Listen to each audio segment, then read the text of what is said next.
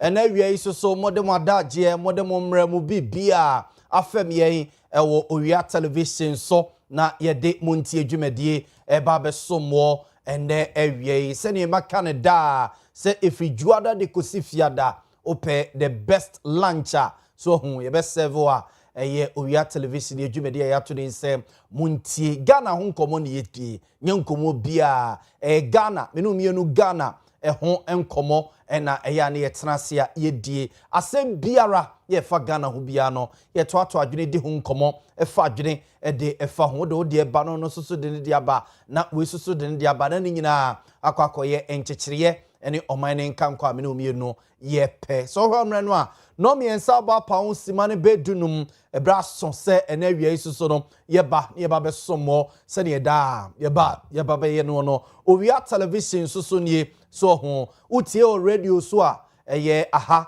eye precise 105.9 FM so precise 105.9 FM so ena wasogo so a utie no ena wo hwe ye de na say Owia TV awie ye chia wiase nyina Ghana for wo Greece Ghana for wo UK Ghana for wo Denmark Sweden ene eye Europe mama no so Ghana for wo United States of America Ohio Boston Massachusetts no munyina so ye cheche mo wie na Ghana for wo South Africa mo Zambia mo Nigeria Togo no so amukuteye mu ye da mo ase se dodo nyina mo chusu Owia TV na mo sinkonya ewo Montie dwumedie eho na yedi nkomo de efa Ghana ho ye streaming live we social media platforms ahodo ni nyina so oko Facebook wa hwehwe Owia TV oko Facebook wa hwehwe Owia TV ena oko YouTube so a eye Owia TV official ene Owia TV like your page no subscribe to page no ne mia notification bell no se be a ye start adwumadie bia ye nkonyawo na ye no nyina be kwabom na ya fa adwene de afa Ghana ho mo TikTok so no ye nyimumu oko TikTok wa hwehwe Owia TV official hwehwe Owia TV official na e follow yen so ho na yemkoma yedie adwena yefa de ye ka bia so no so ho na so do adwenkire ene onsusue aba say WhatsApp message and answer text message obetimi dia fa 0243 220044 so am ya kenkan the amount 0243 220044 so am ya kenkan the amount medi ede nana Yaw Boamah mamfo fra me Libia Boga Dominic Kwaku Boateng Kuku Veronica Jando Akosia Somwa ya Grace Simon Bozi Asante Eboa Benedict team ningina ena airtime echi awie ya bebia wo bia no yetimi aba na yaba besomwo na awie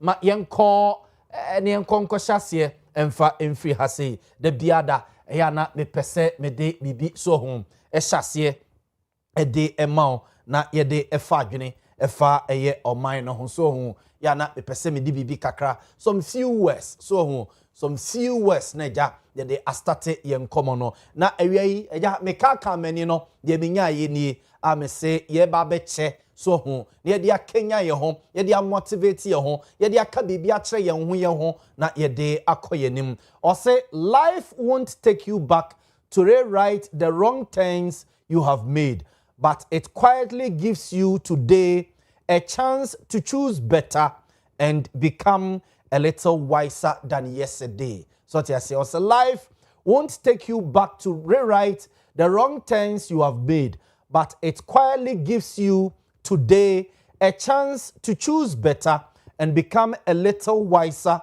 than yesterday. Anunti enampenimfo bu baby say kwase adua se bi yentua so eye empreno kwase adua yentia so empreno se tuso mpa se ofa kwan we so ema ekwan we okote toy epao ema otetoy na se kina o sa kwakofa sa kwankro na so na sebe mpreduasa wansua nyansa enhunu se enra mefa sa kwan we sui na nsu atote se ne nne so no nsu atopepepe meduru ho no epa me ma me hwe ho eka de enkementi kokora ebo ho nom emanyame amfa kwa mu a enkame nkwa efrimensa sebe so wansua sa nyansa no na se osa so de sa speed ani America no ekokofa ho na se sa power hwe fom bi wa nyame anim nie na sebi wagimi sebi mpreduasa na wansua nyansa anunti abrabo no Emma ukwan Emma enra mfum so a woye ye no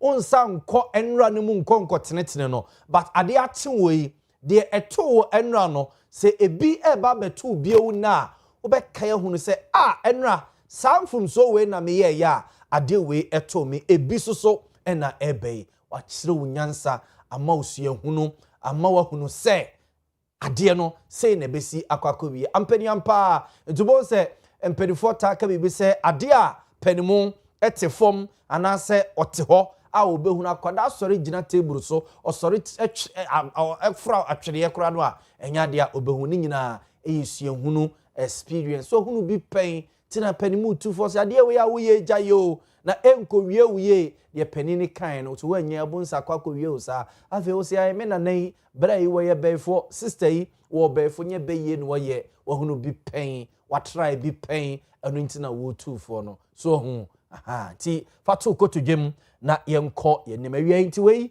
ena me de ehye wase awie na awie me guesta omo ebeka me ho ni me guesta wono ebeka me ho amaya fa dwene ede afa Ghana ho ni gentleman ni na eka me ho awie ama ye di nkomo ewo eye Montie adwumadie so awie ora George Opoku Amponsa ora George Opoku Amponsa eka the FPP communication team ho ewo Ashanti region ha sei so ena wo ye kuani esaso ye bibia about our society efa George ho awie George betena se ama ye di enkomo ora Moro Yakubu so eka the NDC communication team ho ora Moro Yakubu eka the NDC communication team ho ewo Asantema say eja ne sie firim yakopon ye adomo a Saturday ena ye ne se anane papa yi ewo Kumasi ya Moro beba aba betena se na yedi nkomo ede afa Ghana ho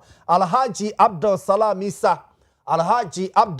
Isa eye the Ashanti Regional Secretary of CPP party no Alhaji Abdul Salam Isa esoso ebeka ho awie ama yedi nkomo ede afa Ghana ho yato adwene ede afa Ghana ho pa ene awie ye best spend the time kakra ewo ye board yi so awie me pese ye best spend the time kakra ewo ye board yi so pa me pese awie ye best spend the time kakra ewo ye board yi so na ye di enkomo na the Auditor General's report ebusiafo aba abonten the Auditor General's report aba abonten na emunsemu a epiepie no enika akono tese ekire Ghana yesu ekire Ghana krono a yetim no ekire se ne yesi ye niema efa na ene Auditor General's report no be bia ye nyina ye de attention ebe kopa eye mobekaya in 2023 ye All African Games bi ewo Ghana mema say ye hostu Ghana ye hostu Africa nyina ewo Ghana mema say mobekaya enenam so ema Boteman Sports Complex ayesi ye no enam so ema yesi ye University of Ghana Sports Stadium enokra enam so ema ye complete ye etiensa edifri ho any other sporting facilities a ne ewo Ghana sa games no enema ye complete ye na ebusiafo se sika amanfo adi no games ni mu no enya semketo a se sika amanfo adi pa o games ni mu no enye sika ato a ewe ye bedi ho enkomo enti Auditor General's report ebusiafo aba bonten en check date no Tuesday 26 May 2026 Tuesday 26 May 2026 report no emunsam ye bebo no so ho kakran na wahunu madika ka chiro se Montie adwumadie bibia about society bibia about Ghana bibia be affect me no mienu efa ye sikasa bibia ho de ye de ho nkomo e wo show yi so eno ho adwuma na wie ye ba be nti se okan Auditor General's report no a or say Auditor General uncovers 580 million irregularities in Africa in Accra 2023 Africa Games expenditure. Auditor General uncovers 580 million Ghana cedis irregularities in Accra 2023 African Games expenditure. We a report no for ababontin the eka Emma report no say the former youth and sports minister yankwa yire no na yankwa GSK over 500 million in free a year youth and sports minister honomo. The then chief director no what youth and sports ministry ono so no report na bonidin si yanko and report no bonipa miense bi din mame empe omo pictures na memfa emma the run no makese miense bi report no ebo omudin eni report no ebo omudin say ya Grace benya no the good ena ode to see mamia emefe pa mo enti sa fine gentleman miense for report no ebo din say over 500 million Ghana cedis sani ewura no miense esi edisika no rough omo disika no basa no yenkoyire wo mo na yenkoje sesika no emfa emfiri omo and yeka 500 million Ghana cedis ya ebusia for so de ko sikada danimu a o pepepe chese mi hunu ne kampu wo mo adi edeko and papa we your friend no Professor Kwaku Ofosu Asare Professor Kwaku Ofosu Asare papa no onunie fine man obekai papa we ya na sabre no a ne yesuso a ne yenyini no na ohwe GTV a about the sports say ye commentary football say ye boxing sabre no a na Zuma Nelson ekobo boxing a yeyina na ju 1 o'clock ne 12 midnight no any 2 o'clock ne adade no ne ye papa no nyane yen na yetimi ahwebi obo se papa yi TV ne so ho na omo ya analysis se ne emigina ha me ye bi omo na inspire yen ye hu ye fe a ema adwuma yi etimi eba mu a ye bi Professor Kwaku Ofosu Asare the local organizing committee a omo share ye organize all African games no papa we na chairman eda no nimfoni and eda screen so no the auditor general kire say yenkoyere papa yi yenkoje over 500 million Ghana cedis emfa emfri no honomo enyo no nko the youth and sports minister honorable Mustafa Yusuf ya Grace ono so senka obenya ne single picture sa na ka de atoso amamia enka bani beje pa so hu yi prof de ne kakra na fa ono so de ne eto no ti youth and sports minister so onie on a danfinfi ha say no the former youth and sports minister oye MP womra speak film say the auditor general's report about no eboni din say ono so over 500 million Ghana cedis yankoje ade emfa emfri papa no yankoyere no na yenje ekoy omo fa so a omo spend sesika na entweye that is the youth and sports minister and na odawo screen so no youth and sports minister and na odawo screen so no yes ono so eni yesi yenkoyere no na yenkonkoji esika emfa emfrinisam over 500 million Ghana cedis yenkonkoyere no na yenye emfa emfrinisam eno akire the former chief director papa no manyina yese be obeba TV no so ya na ya Grace so benya ne picture no a nyane ye mame na efa to screen so emami so na yenko yenim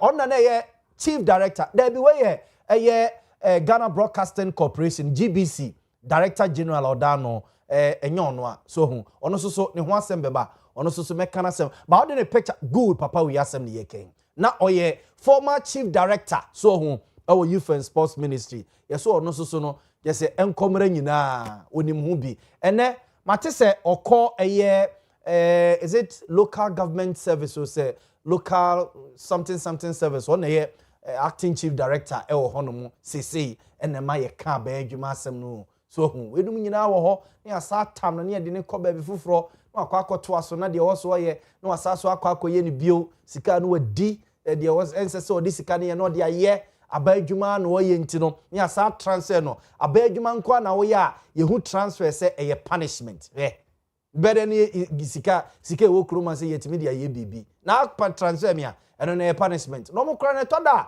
what transfer the Monday won kwa adwuma because weekend no onni no baby a transfer na ko na yere ne ma wo baby nto ko di weekend no na yere ne ma nche ya na yese waba chief director ne ne ena wo mo ekeka bomu a chese ensem no prekese ne ena eda o screen no eso sa no na yenhye nkomo na se so ho yenye ne 111111 so yenye ne kakra na yenko yenim kakra sebe ya obete mase so hu sebe ya obete mase yenye ne kakra na yenko yenim good nti say ya Grace betimi de ato so e de amamia the papa na no se batakari na ya Grace ode ne picture eto so no your friend no Professor Amina Lassan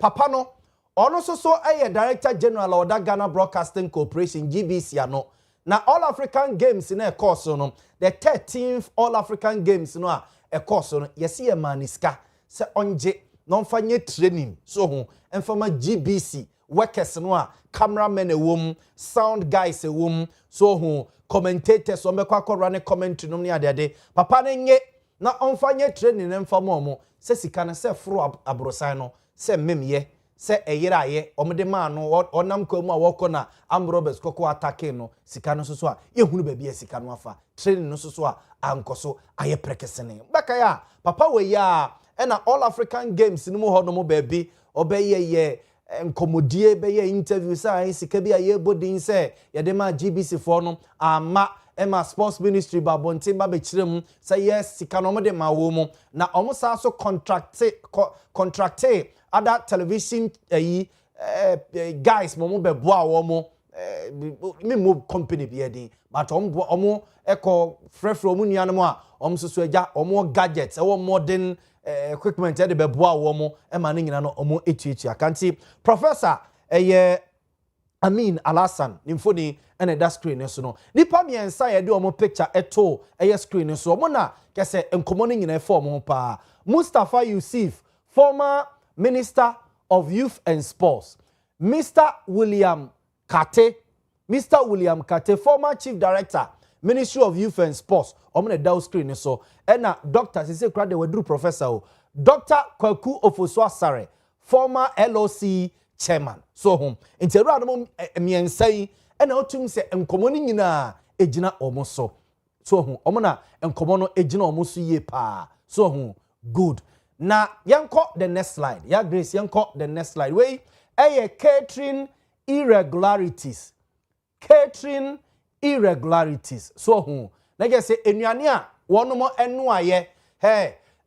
Emu a omo nu aye, jollof omo nu aye, fried rice omo nu aye, kosia omo chiye, panu omo diye, tea omo nom ye, coffee omo nom ye. Obusianfo ne nyina eba be ha say. And uwe sika no a say a brajure nenti ase so or say catering irregularities $2.8 million any 33.9 million Ghana cedis almost sia na de etienie omo efa caterer so omo no aduane enfama athletes na omo eba games no and ade ba ko omo ye ne say me ye caterer anase bia me operate bia restaurant ne say bia omo ba me ho ene me eka omo ebusam say bia Yaw Boamah restaurant ye se mo benu aduane de ma athlete no a ebia fried rice plate ba ku bia no bia so ho ene mo friend say ya Grace mo can say fried rice and the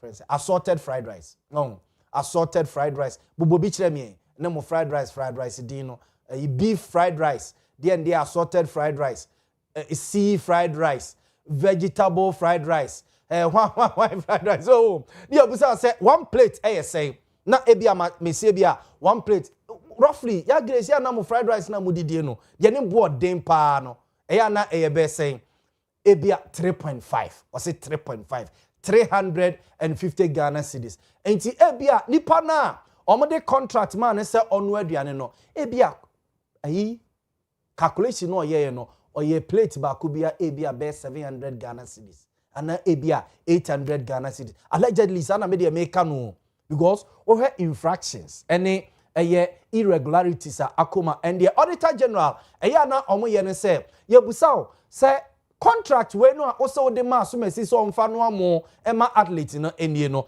say o tro de bromom si yo yate no om so omo ko restaurant any restaurant na bia okoni omo contract no ene omo de say etise bia me call ye ne bia X5 ene yes arrangement na ebsan for me de ya asem aka na ebia ya je omo so hu omo rate omo de mayen se bi omo mayen plate ba ku bia 800 Ghana cedis ya na bia ya call is my kitchen nya kobusa is my kitchen for say money wo mu nyina ye pe na mo soso maduane no ne boy say ntie bia auditor general guys ne call mu kobusa ye no e bia say oh abo na bro so ye bia 400 Ghana cedis no mo anote it down abusia for omo esese ye no sika omo de no amo emo ene jollof ene akokonam ema athletes ne edi na abusia for de bro so ni $2.8 million and cedis so no 33.9 million Ghana cedis eno ene sika ebro so it is all here or say auditors flagged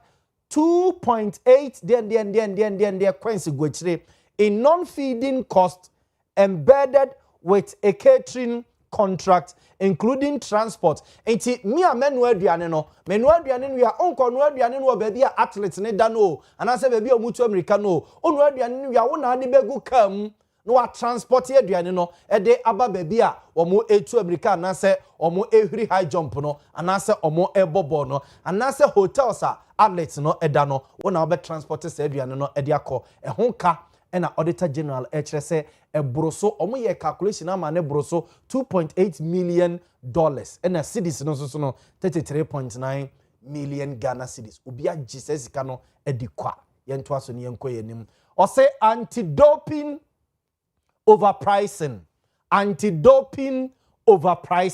eno so enie and eno sa o check here 572,040 where the euros so and na o de ba Ghana cedis mo so a 8.01 million Ghana cedis abusam for sa anti-doping ade no ma yen cheche mu sei enkyere mo de ye ne se unse ye se athlete no eya na omoba na omoba betutu America omba be hwiri high jump omoba na se bia wono mo eba be bobo no ne ade a yetimi atwi omomoja so hu omutimi hwehwemu a amohwemua na bia Ghana ni no Ghana for na mobile no ana Nigeria for na mobile na yi mu nipa baako na ya Fred doctors no makotwe ne moja na de akwa doctors no no mo ahwe se anyam bia akwa ne hwese ne osi tu America ne fa no a wanoma dubodi ni ana unsa normally onoma duboni bia yese emma energy soronko emma otimi ye niam bro sane nipa da sane bia ebesi ayeso so hu emma no ebro so and sa anti-doping for no ebusan for omo edema contractor emma ne babaye and sautie auditor general's report no a say ebroso am ebradwene ne ntiase so omo say a contract for anti-doping test was found to be significantly above benchmark WADA laboratory rates, creating an overpricing gap of 572,000 and I say 8 million Ghana cedis. So and also so asem no. E ji say me America no. Omo fa wo company na te say Owia TV. Ya basi e ba be ye advert. Owia TV for say oh, mo bo mo documentary na say 5 minutes ah. 5 minutes be e be mo 10,000 Ghana cedis. 5 minutes ba ku bia e be mo 10,000 Ghana cedis. Okay, omo say yate. Na omo de Owia TV bia na omo de yakwa akototo e bia TV3. So no akọ TV3 no be say TV3 for so omo so no. Ye bo documentary 5 minutes am be je say e bia TV3 for so e bia be mo 9,000. Omo so na je say aha say no ne nka mo je mo dwuma ya kam benya de ne bo fo mo a e bia one ne nyina wo the same level a obetimi aboa no. So atimi abose dwuma no e dia ma mo. And normally e ba at a time a good nti enema no bia wo mo testing ye nti bia o Johnson unse we no e bia e Johnson ne ewu e na o matwe no Johnson e na o matwe na bia sebe mpre ase ya twe moja kakra e bi won kra bia so nti Johnson eni moja na o matwe na o mo e de ko lab honom na sa lab no e de afa o mo mfidiem ehunu se me ya Yaw Boamah na be ba ye ba betu America no manom adubone bia eye mmia nkasa ma woden na mde tu se America no a manom adubone bia which eye emra ewo athletes anase eba ne games ne sa activities no a o se enya sa de no ewo honom nti no so ho asem enie yenko the next slide we so eye accommodation inflation accommodation inflation na ha obeteme nkomo na se ye accommodation nko ano ebroso $840,000 $840,000 which is over 10 million Ghana cedis over 10 million Ghana cedis asem ene ken and kind brofo na wa say no or say hotel rooms were reportedly charged at $150 per night. Na get say hotels are organizers no a any sports ministry ni mpedin for tenase no hotels omo de sa athletes no omo ba betu America omo mbe hiri high jump omo mbe wo ball no ekoko damgo no yesi hotel no udam anadwo ba ko bia no a ebo a according to sports ministry no omo editor so $150 per night. $150 per night. Na Auditor General for no so che say omo so omo tisi dwom ekodi di nkomo kobusebusa hotels no hotels a ene sa hotel na omo de san crofo no kodae ne eye pe omo kobuso omo say oh se me pesa me ba beda mu hotel ha se ya day bia mo beje me say and muntie price omo de mo and mamin kind of so hotel rooms were reportedly charged at adena boroso ho debi edeme call back yenko good any I say hotel rooms were reportedly charged at $150 per night despite market rates ranging between $50 and $70, resulting in an inflated component of $840,000, which is over 10 million Ghana cedis. Baby ye do omo kode da ye o Nigeria fo e ba ye baby ye do omo koda ye Senegal fo e ba ye baby ye do omo kokoda ye Sierra Leone fo e ba ye baby ye do omo kokoda ye South Africa fo omo bu ye omo ba ha baby ye do omo koda ye abusiafo hotel one night bia $150 I don't know yanko yenim omo say sports equipment overpricing unse omo eba be games no a na no ba ko ya na ye ya omo ko hiri high jump na ba na ebubuo no so ho sa niam ni nyina wo se aban no anasa sports ministry no any local organizing committee no mo na wo se moto ni nyina egu honom te sa ba no a ye de be hiri high jump no a ye be hihye de asi honom no form no a ye beto honom no a uhiri se ya uba beto so se ya afam no ni nyina wo se aban no ene to na auditor general mpedin for kire se omudidi nkomo busebuse mu no hockey stick bonso yesi no bonso ba oyen se ba no abo no hockey stick ni nyina eka ho na omo kire se kese omudidi nkomo nso mutisi dwom ekobusebusa asa ne ma ne bo no na kese sports ministry na bu Ghana for omni local organizing committee no omo abuye mfovram ema omo sese ye no kese bu omo abuye no surplus egu akire no enam eye sesika we eye $322 plus points $1,000 so tia say Ghana sikam 3.87 million Ghana cedis womo edini kwa and it's all kind brofo no a or say boxing hockey arm wrestling equipment contract exceeded benchmark prices and with total variance estimated at $322,000 and in the cedis no any other day any gumno yanko the next slide yanko the next component good I say mami good mami nyeni say be ya obehu akenkan ye so I say transport and logistics so and also ehon enkomoni I say over 30 million Ghana cedis flagged in multiple layers and say otiemu a enika on say emo all African games no omo eye bus unse say uko VIP bus station omo a omo bus fe white bi so hu Toyota for bus bi white bi kama na esi honum so hu de omo eko so wo ya all African games yenya sa buses white ni bia na brande all African games no na bobo ho na de logos no atoto ho ne ade abusanfo omo kire se eno no ebo a omo de J Ghana na nya asem ketwa branding no ye de sa sticker no all Africa games sticker no tetare ka no ho no abusuafo branding nko good ayalolo bus we ya ye de yi sticker ne tetare ho all African games Accra 2023 no ho ka ene da hasa no omo di omo buyen omo kuyen rough ene omo kire se omo de ade ne tetare ye no ene omo soso omo bo omo pa emo mo ko wai sa de no ebusiafo ho kanie over 2 million Ghana cedis over 2 million Ghana cedis. And I'll say vehicle hiring, overpricing. And no over 13 million Ghana cedis. Sini America no. Your bus ne car sini bebre ho no ma na nye eye sports ministry no edia. Enti te say ya grace afa ya lolo bus na eto so. Aya lolo bus ya omo brande no All African Games ni ade no. So omo so omo kokko han no. Omo call Metro Mass Transit for no so omo fa bus we ma wo mo. Na omo fa de ne ntetare ho no. Eboa omo se ye de gi omo e ma ne tra so.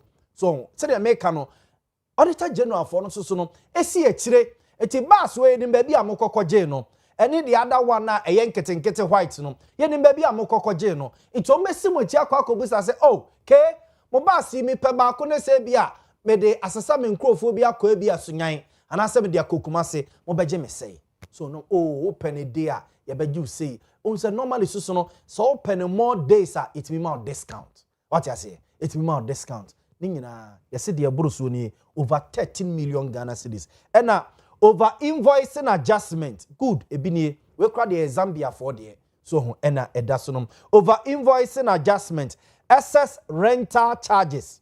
So excess rental charges. Ningina, ena egugu adieno so esano. So ena egugu so. And uti will say together this reflect a broader pattern of inflated logistics expenditure under the JDK Travel and Tours contract. That is a company na omo any omo essence our contract, you know, and also so ehon enkomo eno so and also so hon komo ena omo ede amaye. Ma yenko the next slide no so.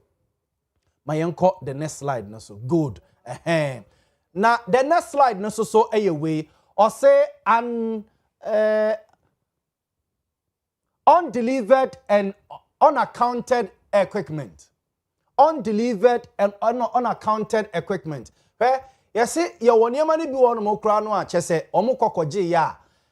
Tese me Yaw Boamah no mo ba me won so omo pe boxing gloves. So the boxers no, ehye no omo de boxing no. Omo ne mbe kan am so mate, ono omo aka, he nyama ne good, ene gugu ho no. Aba na omo ede bo hockey no. Ene de omo de bo your friend say de omo share so omo nim kaka mutubi ehye helmet kakrakai hockey num ne ade ne nyina yesi ne ma ne bebre ho no ma omo en deliver so say me na omo ema misika ne se omo pesa de ne de free ho no ma me magisika na di ne ma no so a manfa anko ama manfa anko ye games no ebi onum so a ne ma no kra no ye nhu sa ne ma we ye nhu ene ma we so nya ne ma 2023 ha ya o it is 2023, 2024, 2025, 2026. See about games near Casa Sanyama we young inti abano mudi huri high jump no ebubu asebi. Does it make sense? And Tasumo and we sika your church say anymore 374,000 and coins dollars. Cedis 4.49 million Ghana cedis. Oma di kwa or di the ko yang kwa intem kakra. Or say unrelated LOC payment amounted to 15.09 million Ghana cedis. And where you see, just a hakra there, you saw more general Montie say All African Games, no, na efa Black Stars home bay. All African Games, no more boy, no, na efa Black Stars home bay. But you say, you saw more tambe 15 million Ghana cedis. Say, you saw more the coachia. Kototo niema de ma Black Stars, etia Black Stars technical team, Black Stars coach, Black Stars assistant coach, Black Stars goalkeepers coach. Omo de ko soto omo a. Wo de ko soto omo, bo na no mo bo na fa Black Stars on bay. Ade na no mo ye na fa Black Stars on bay. Ah, mo de sa ade na sa sika no ekoko soto Black Stars. Omo di kwa. It is over. Or say a further 15 point something million Ghana cedis was identified as unrelated to the games, including payments routed to Black Stars technical staff and other non-games activities. Just said, "Yem found." Let's see, can I say bu? Inti ebe dia, dia fili. So or say infrastructure deficit, and or say construction. Infrastructure defects rather. Or say construction defects across key venues, including the. Debi yanko the next one good na me biem say so hu ni nyina o madi o ska we nyina o madi including the aquatic center, Legon Sports Stadium. Say that make us say, before see the 13th All African Games, no, na Legon Sports Stadium, na omunye. Yes, no, almost year drew baby. Na yebeka say, na near completion, but no munye. It no say a banko pesika near the complete Legon Sports Stadium. No, say beya center, omo ebebo football matches, ne other activities, honomo, and omo say, about 12 million Ghana cedis. Go ya grace and why are there? Mecho 1 cedi, what? Mecho 1 cedi, mo 1 cedi biwa. Me de bema ma de atotofe. What? Mo. Legon Sports Stadium ne o. Legon Sports Stadium no enie. Oh, I seat no mo fix here. Blue ade na da ho no mo no a omutu America was no ene kra yesi atete adena say Legon Sports University of Ghana Sports Stadium and no de complete here. Eno no nchoba na egu akire over 12 million Ghana cedis. Auditor General eneka enye me Yaw Boamah ena meka eno so eno no yanko enim or say major EPC contract irregularities. So or say most significant anomaly relates to engineering and construction contract for the Boteman Sports Complex, University of Ghana Stadium and Legon Sports Village. So ada niema fittings bi omo bekwa fixe light bia yebe pepapa de ase honom bulb say yebe tutu bi ase se baby ye wo so beka ya omo yusu University of Ghana omo hostels ni bi omo yusu omo hostels ni bi and na sa omo hostels no na also omo ko fixe air conditions any lights no so no omo ema so more eni nyina keka bomu a abusia for 338.9 million dollars. $38.99 million. Obiaje wadi sikanu wadi eno so eno no we Auditor General's report. And I say auditors flagged unjustified variations, inflated claims, scope reductions and additions outside the contract discipline, total irregularity. This category stands at $38.9999 million. Wadi eko yes one femra or say inflated works contract or say 3 single source and only so you so source near the single source in the yes one nkwa na betima ye adwuma no ma je 5.4 million Ghana cedis and also no or more edi papa no professor and sports minister susuni omo na ejire TV no so no Professor Kokufu so asare ona na ye LOC local organizing or committee or say commission no ona na ye chairman eda no ne de no inflated works contract and also so no and I say the grand picture a financial trail under this scrutiny and observe for so okay kan nyina bomu eba bisia o okay kan nyina bomu about 579 million Ghana cedis, about 579 million Ghana cedis. One more D no kwa so and 44.3 million dollars and also so more D 629,000 euros. One more D and also so and wasem and no so and wasem any. And to be ya baby no and Mobakaya. President John Dramani Mahama in November 2025, and a President Mahama held forensic probe into Ghana's hosting of the 13th All African Games. President Mahama orders forensic probe into Ghana's hosting of the 13th All African Games. We President Mahama in November and oyesa order we see him and no and Auditor General's report anyway ababeto abonte no and abusianfo tie areho semba akososo a ewum ni nyina mu no sika we o madi nyina no omo sa so de koto aban anim se eka eda ho no mu nie eka eda ho no mu nie 2.25 billion Ghana cedis. What I say?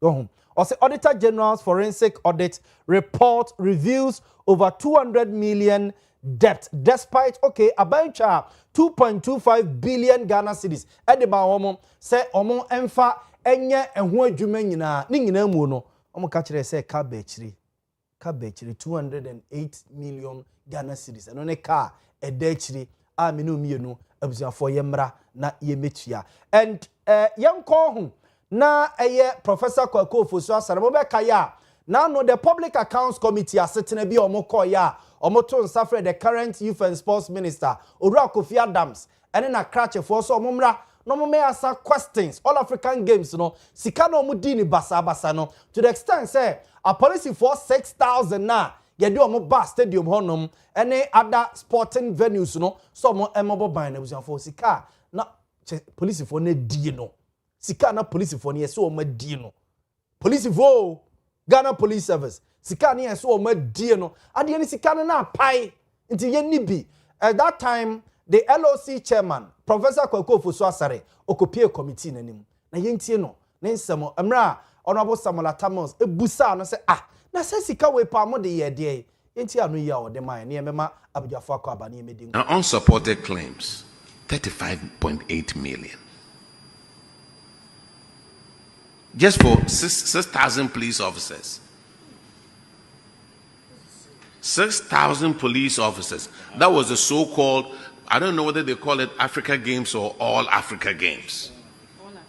Chairman, is African Games. It's Africa Games. And they spent 35.8 million 2024 for police officers. And we don't have documentation on it. How? Ministry of Sports. How? We need documentation. And you want to sit here and come and argue? Chairman, with respect, on that matter, Internal Auditor, you said you raised issues with that at the Ministry of Finance. No, with the police, when they submitted the bill. When they submitted the bill? Yes. Who did the scheduling with the police for them to be able to deploy that number of people? Please, the LOC. The reason why I ask is this. Who, once answering that, and who submitted that bill as an addition to the outstandings of the ministry to the Ministry of Finance, all in your schedule of payables? So on the scheduling, since we have the executive chair of the LOC for Accra 2023 here, let him speak to that. So we'll get back to the submission. Thank you. Good morning, Honorable Chair and members of the committee. I mean, this was the bill submitted by the police at the end of the games, and I was really baffled when the bill was submitted to me because we didn't reach that agreement. Initially, they were to have policemen to assist in carrying out police duties. We were initially even feeding them. Then they pulled out. And from nowhere, at the end of it, they brought this bill. And I wrote to them to justify why such a quantum. And they couldn't justify. So that is where we've gotten to. I was shocked to the marrow with the kind of bill they brought. And I said, please give us justice. Emra, the local organizing committee chairman, and the current sports minister, Owura Kofi Adams, and na krachefo. Ekosia Public Accounts Committee no and na Honorable Samuel Atamos. Said do baby na ne ho adwiri no. Some of the police officers 6,000 in a koye. And sika mo se mo die. Eso mo de bi no aduane ma police officers no mo de bi to nsuo ma police officers no. Eni abusa local organizing committee chairman no. O se there be nsuo no no na hwe yese mo nsuo. Aduane no no na hwe yese mo bi ni. Enti police for no ka se omo IGP kaso tonso ma officers na omo ba ho na oboa we LOC chairman ene kasa asem Ghana Police Service se benye obi ame de krono asusu no anye police yo be bia ye dro no and sika we na auditor general say ye nkwayire the former sports minister Yusuf your friend say Mustafa Yusuf say sika we 500 this gentleman me saying ye se ye nkwayire omo na omo mfe 579 114,000 we had 352 Ghana cedis 0.24 pesos good ya kwaji se sika no emfan free omo hono mo abisa for ma me emma makrache for na kwa aba so ho na straight ye be din komo san komo we di omo nka ho ye between me me listeners me viewers na ye die ma won se moro se wo kobi moro se bi kobi na manka bi emfa ho enti George Opoko Mponsa eka the NPP communication team ho ewo Asante Mantama say George Atenase memano akwaba na yedi enkomo Moro Yakubu esoso eka the NDC communication team ho ewo Asante Mantama say Moro soso Atenase de anisi ewo na Moro kra wanfa ne papa flyer e bia amaye o na nka yedi aya announcement amano yo we de former Dominic Mamie na yenye ho adwuma emfa emma Moro papa eda from Nyankopon ya adoma memenda kwasia da men kan say started Friday wake pini ho Saturday no 30th no ene ye de adomo a ye bede da no na yakosi na abeye yi ewia ewo Kasi school park exactly ti wie nso a Sunday no abusuan san betna so Kasi school park ne so ha that will be the 31st no 31st and abusuan for insurance okay nti Moro Yakubu ya ye wose awu waye mobo timisremu a munkrakra ne kakra ma me wate na wa wonim ni bia so no na wafre no na wacheche no re so hu e de amame Alhaji Abdul Salam Isa esoso eye CPP Ashanti Regional Secretary amamfo efre no Mugabe ba me de menkabi so ono so I wouldn't say Mugabe wa wunim but you are being diplomatic about it Alhaji assalamu alaikum. Wa alaikum salam. Say echna kra ye salla yes exactly. And when e kese no yeah we Eid al-Adha okay and so na ye Hajj and then na ye Hajj proper okay and she say so they be 6 to 7 no imre they are leading us to that this time say be 6 to 7 Saudi Arabia so about 4 into 7-5 no okay Saudi Arabia only dey say 3 hours okay. By now they be say obi biara from Anapano kopem be 4 now area be a friend Arafa was a confinement in an you are in the what ihram be atade am na white no ye chichira say na afra we no now otio that time up to now you friend so why Hajj because prophet say al Hajj Arafa say Hajj na ye no any da Arafa enne and done then na me no say there from now I bet you afro be alko Hajj be na so ho there you friend Hajj but as I'm talking now they be walking from Arafat to Muzdalifah, it's about 6 kilometers walk. And I'm bay. Okay. They are not supposed to sleep our Arafat. I'm be friend Muzdalifah. Okay. Amuda hoa, ahumache. Then you how do you say your heart desires near the okay. And we are so I want down hands so you be but you can what okay. You may fast be bomb pina that. Okay. And think and now amoko do her let's say they are not walking. We don't know mad anapa. Then they walk to a place a friend Jamarat. One of them is tuning. Okay. And a very important calendar. A very important day on the calendar. Okay. And open up anyone mind he need din komo kakra about a Namjebo. The current a then he din command your friend papa we refinity. Or my uncle has a friend and any din command me. Me cry na me kase. Your friend is Mustafa Mohammed Alhaji Baba Mohammed. Baba Gambo. Sariki Waziri. Ashanti region. Yani onukrabo obo papa di. Exactly. Obo papa di say a year or Montie ya yemranti yesi we ba bejana dodo. Ye didi nkomana me ka se me hu nantwie kakraka bi ewo airport runabout. Na me dem aso toto form no e bi say 30,000. E bi say 40,000. No man hene Asante ebo say debi nantwie die nuru. I'm say nantwie ne bo ni o. Ebo 75,000 dey now. Mo Alhaji. Ma obi wakra 90,000. Say 90,000. Nantwie. Yes. And so over in 2 years. Just as I don't know, as I go say, season time for somebody but 90,000 why should I buy Nigeria? George, my more ha more kwaba. We are new krate ha ne. I'm on the George, nti yebenya nantwie baako a edu be 90,000 oh Kumasi had the Ukraine but alaji ka also Kumasi dey a range between also between 30,000 20,000 25,000 ubenya de oso so but even but maybe alaji yakra I more ebi wa babu so say amenu ka ubenya 15,000 18,000 ubet menya bi na George 15,000 da form setina me se million o te mu hunu no wo sa sire wo hwe no ho nwan ye ba menu ka say menu so mato dia asa nuru echi luka enuru echi na ebi wa babu miensa amuton bagu 75,000 abu miensa bagu 75,000 banku bia say 75,000 menu so bi ato dia alaji ada ne nam na ye de say I don't know menu ka chwa me ka ba ko me ba ko 25 de miensa 75,000 and miensa de say 25,000 miensa mo no check eni kwa ye mu e de minya obi obehwe me na ntwi ama na dore kama ye ya ene ni owa bro na won kokko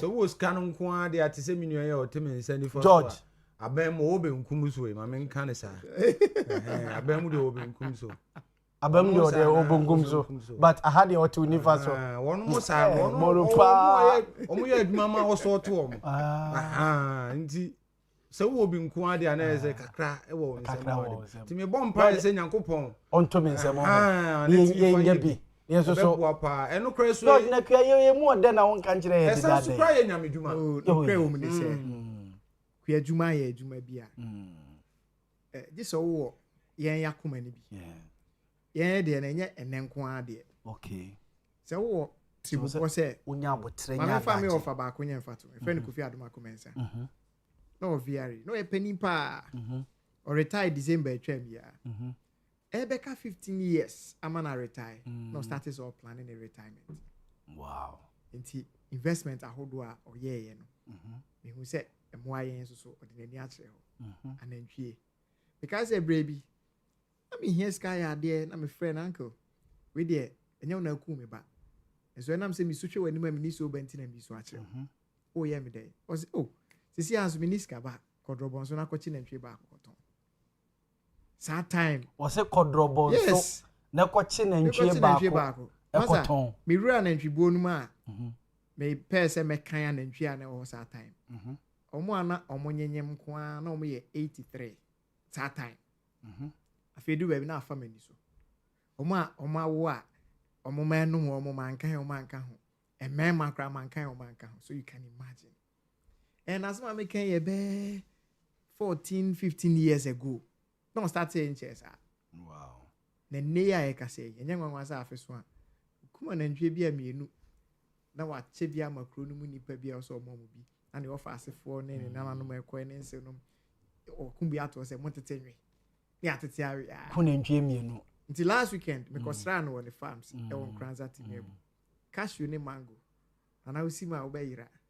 Cashew ne mango wadra asoa ye betie ye betene July ya mango ni bi o wa se ba ko pese no ukwan hwe a eto nsem a ayo nsem ba na no de ai tree crop development authority for rate a omde beto snd me am ye calculation a me ofa de me bom pa ya mana se say what say osono ba on prekese bi enyi chenko a inkwatenti ahode wom na me sra man fi say adwuma wa ye na so otena se che na odi so aba okay it is wo etwen honhom say echena bi na medie dia de wo ne no na da be sheku adwuma oh yeah na say me almost 6 years ago na me say me kodua kubi afi na eso mente ba akokra nton da so atas but de bia me de sika ko ho de bia me de sika ko ho abe yakopo adoma fe na start ya ebo ti bia from next year na be start ya ton kubi from next year na be start ya ton abe enti se wo hwe over the period investment akomu a na ya asem ketua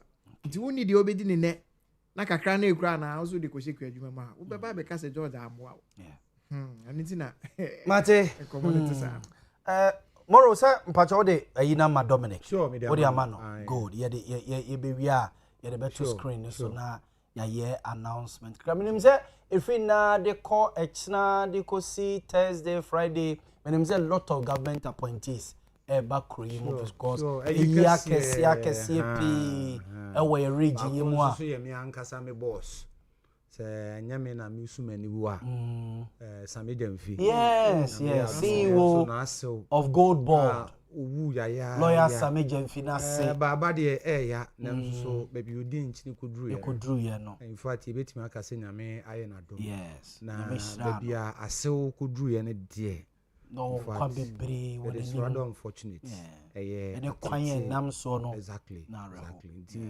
that is that no so so hono you sure say free ha na e ko ha na say e ko ha say na e free ha ye be ni say sa ye ko ha ni abaha kakra unfortunately ning now with the same line so stadium has say and na kase yes o courage bi anopa no ni aba stadium na fe ye ko kase na sa jebe kase yes stadium very easy nyame fa inu ho asomdwe sure na moro nkomo we ma starting free me starting nkomo we dey free because efa NDC flyer na ba ho gold and patch na that screen so no say alaji na da so me bo me kai say na no memenda no me ne o man hene e ba yie bi wo stadium ha say na ye beto ne billboard see as kwa interchange no ase na yeduru ho no mo empenifo ani no mo say papa we pa coach football na fe ne ho nkomo ne yedia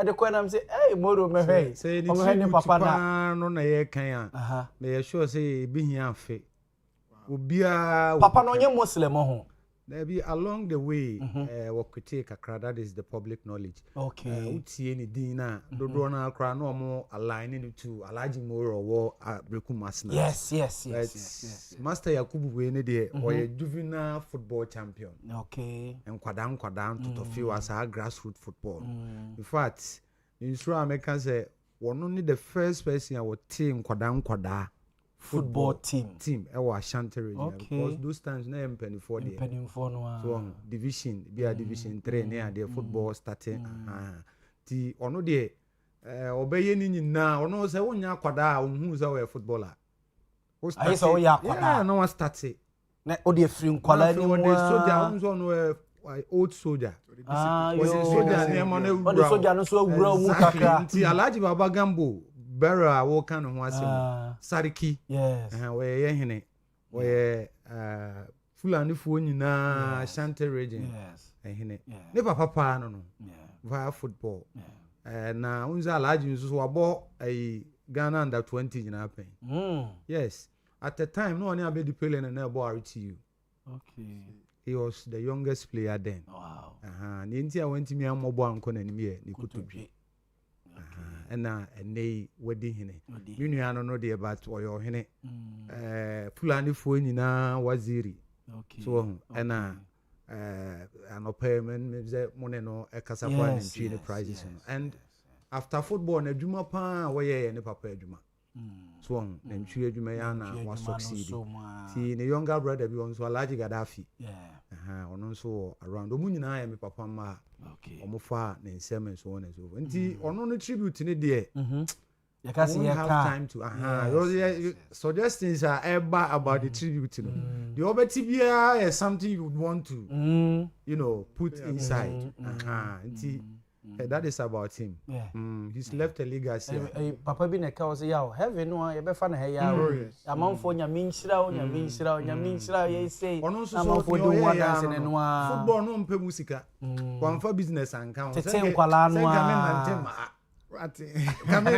Baza wo so no ene wo di business kakra ba be attach business back on dey be me bra catch wo di business me bra so me chia no wo ye senior lecturer of tech Dr. Ali Yakubu and in most cases we hu no wo ye analysis political science na ono dey be o can say me ne baba dey belonging to one class tem bia the passion na e na mo dey ya dey o mu se nkoda no ya dey na no mani age o ni ma che no ano me pe win but the 3 points no was also pay the win mo I won't lie about that sure important important yema papa man demri fedie demri fa man demri fa yankopon ya adoma memenda nipa famu dia e wo se be ye na ye de ehye papa ni monyam e de ja ne kwan asomdwem ene monyam so no ya ye be ye na ye de eja papa kwan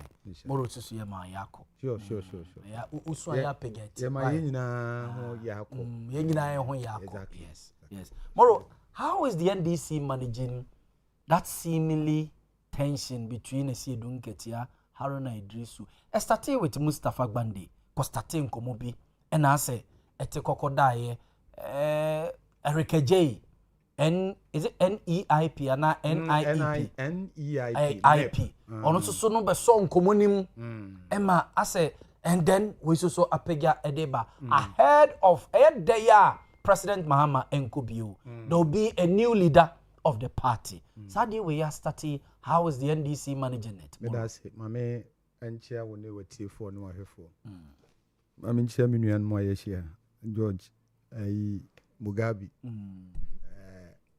Nim difuo mienu pa George dey say nye opposition o wa ka in fact o teto for mo ana say ultimate we say opposition or one na na yede. But opposition no kasa nko.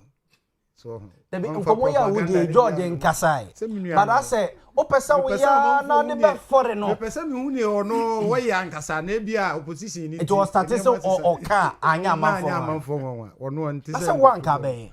Oh, say no dey. E no dey. Oh, me tena na me ka se menya na me twenya me ndro. Anka be bonu gum. Na no dey. Iti ma menchia wo mo nsoso na menchia NDC fo nyina. Yegusua ye branch elections no. Ehun totoye. And I'm very sure say nra and process ye dey pick forms no e ba na wie. Yes. You better onu mo nyina see how they cooperated and so on. Na ya bompire say going forward no. And all be carry into all the internal elections na ye komu no. Na Boamah NDC are stronger into the 2028 elections. I mean, you Augustus Nanakosi still maintain. Na men so enanas. I mean, Minua Penny Alex Kwaku Asafoje. So medana senem Pennyfu Akenyina Minua Zubane or more Kenyina. Regional minister. Na unim. Politics. Am on your semo ye. The am fu umpan say yenko baby fa kuda. Ena ade no so no say ya politicians ya ye nim se ne bibi buboba etimi de etun se ne ne carry hu say baby ade buboba e de bia we pewe no obvious based on statements I will can and asem. But what I will commend various commentators no and no they that seeming tension. Say a man for me groups, as a man for falling in line. It is very normal. Some tears see me papa a year. Me didn't come me sounds wedding come. Me take a decision, me a political animal. I belong to one, I can't belong to all. Obekwa si edun keti anaso obekwa Julius Debra. Hono mo anyame na no. Sene nkomodidi ne besi akobia no baby amekobia no. I believe say baby abebeto bia no yempoye. Obekwa atofo. It doesn't matter ni nyina ye NDC. Obekwa Haruna Idrisu. Baby amekobia ye NDC. Professor Jina no Baby ahonyina they all qualify. They all qualify. Eric Opoku afro. Obia ye enormous, nearma de aboa NDC ama NDC agina ne na so. Na ne wapoto chiri so odi bom. Exactly. So and the amame epe sa ade we ni say friendly fires. Escalate to anywhere, which I am saying say and sadden say friendly fires are allowed. But say escalate akwakoye ya no mo de ni bi pa de. Ibi betima a bonfire o. Say no na make say ni say dru on. Okay. Friendly fires are allowed. Ebusunya bia mu friendly fires are there. Okay. Me to me uni me quarrel partner pa. I am here. Ono so my best friend. Because we can discuss everything. Bia me bra ya me can asem ni ebusuafo no bi wa me ntimi no mo discuss this. So what you say. But there are friendly fires. So the friendly fire no should not be escalated into say you be describing penifo na ya twe mo ni monyam abewofo. Look and monyam sa wo build den pa. So we build a reputation say we say any pay. A man for nya omugidie say we nipa we organize any kwasi bro ne beka minim say ne meka no twi say George beboa me a you know what to ne me ya na me boa I betimi di bibia hye won nsa no ya na nye easy nti say wunya saa de nyina na obi di one day pe atwe na wo de to atechim na wo de fin for ho aya na ya eno na me mpese ebeba other than that the Asiedun Ketia kan ye the Haruna Idrusu kan ye the obi kan prempre nyina no ye you know court down one bobo die sana me de meka no but a man for be free says council of elders the name pedinfo no bibi ya omunya very important. You have to be proactive than reactive. Yeah, of course that situation in Bimuda maybe the Gen Zs doesn't know about it. Prempi the Oya president ni free so we incumbent omo a eba no ya na race ni more than say wo president obetimi as a contest bio and in this case we don't have president obetimi as a contest bio. President Mahama is leaving after the 4 years. It's yabane sa akonwa to.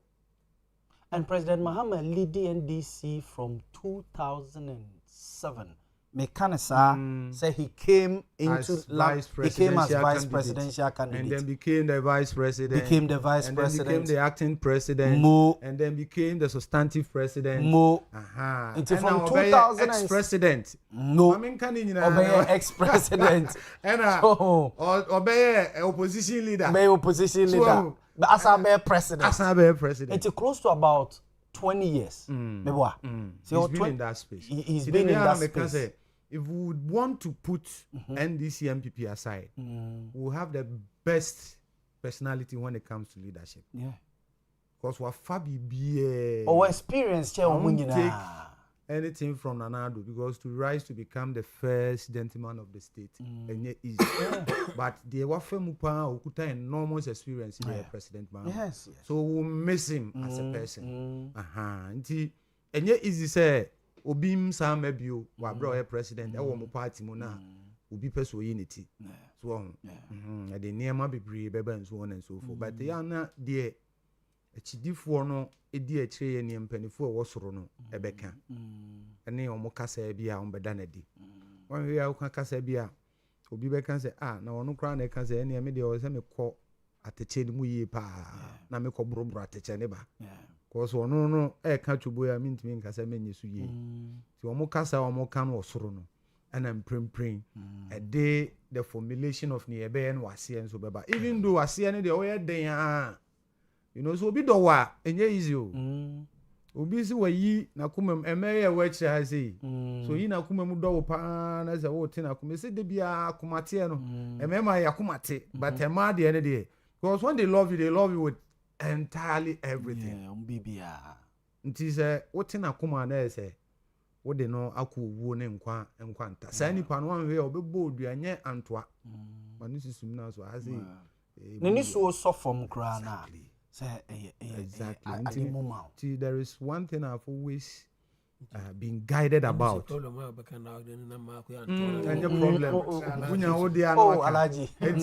The American Cosian say it is friendly fire. It shouldn't go out of.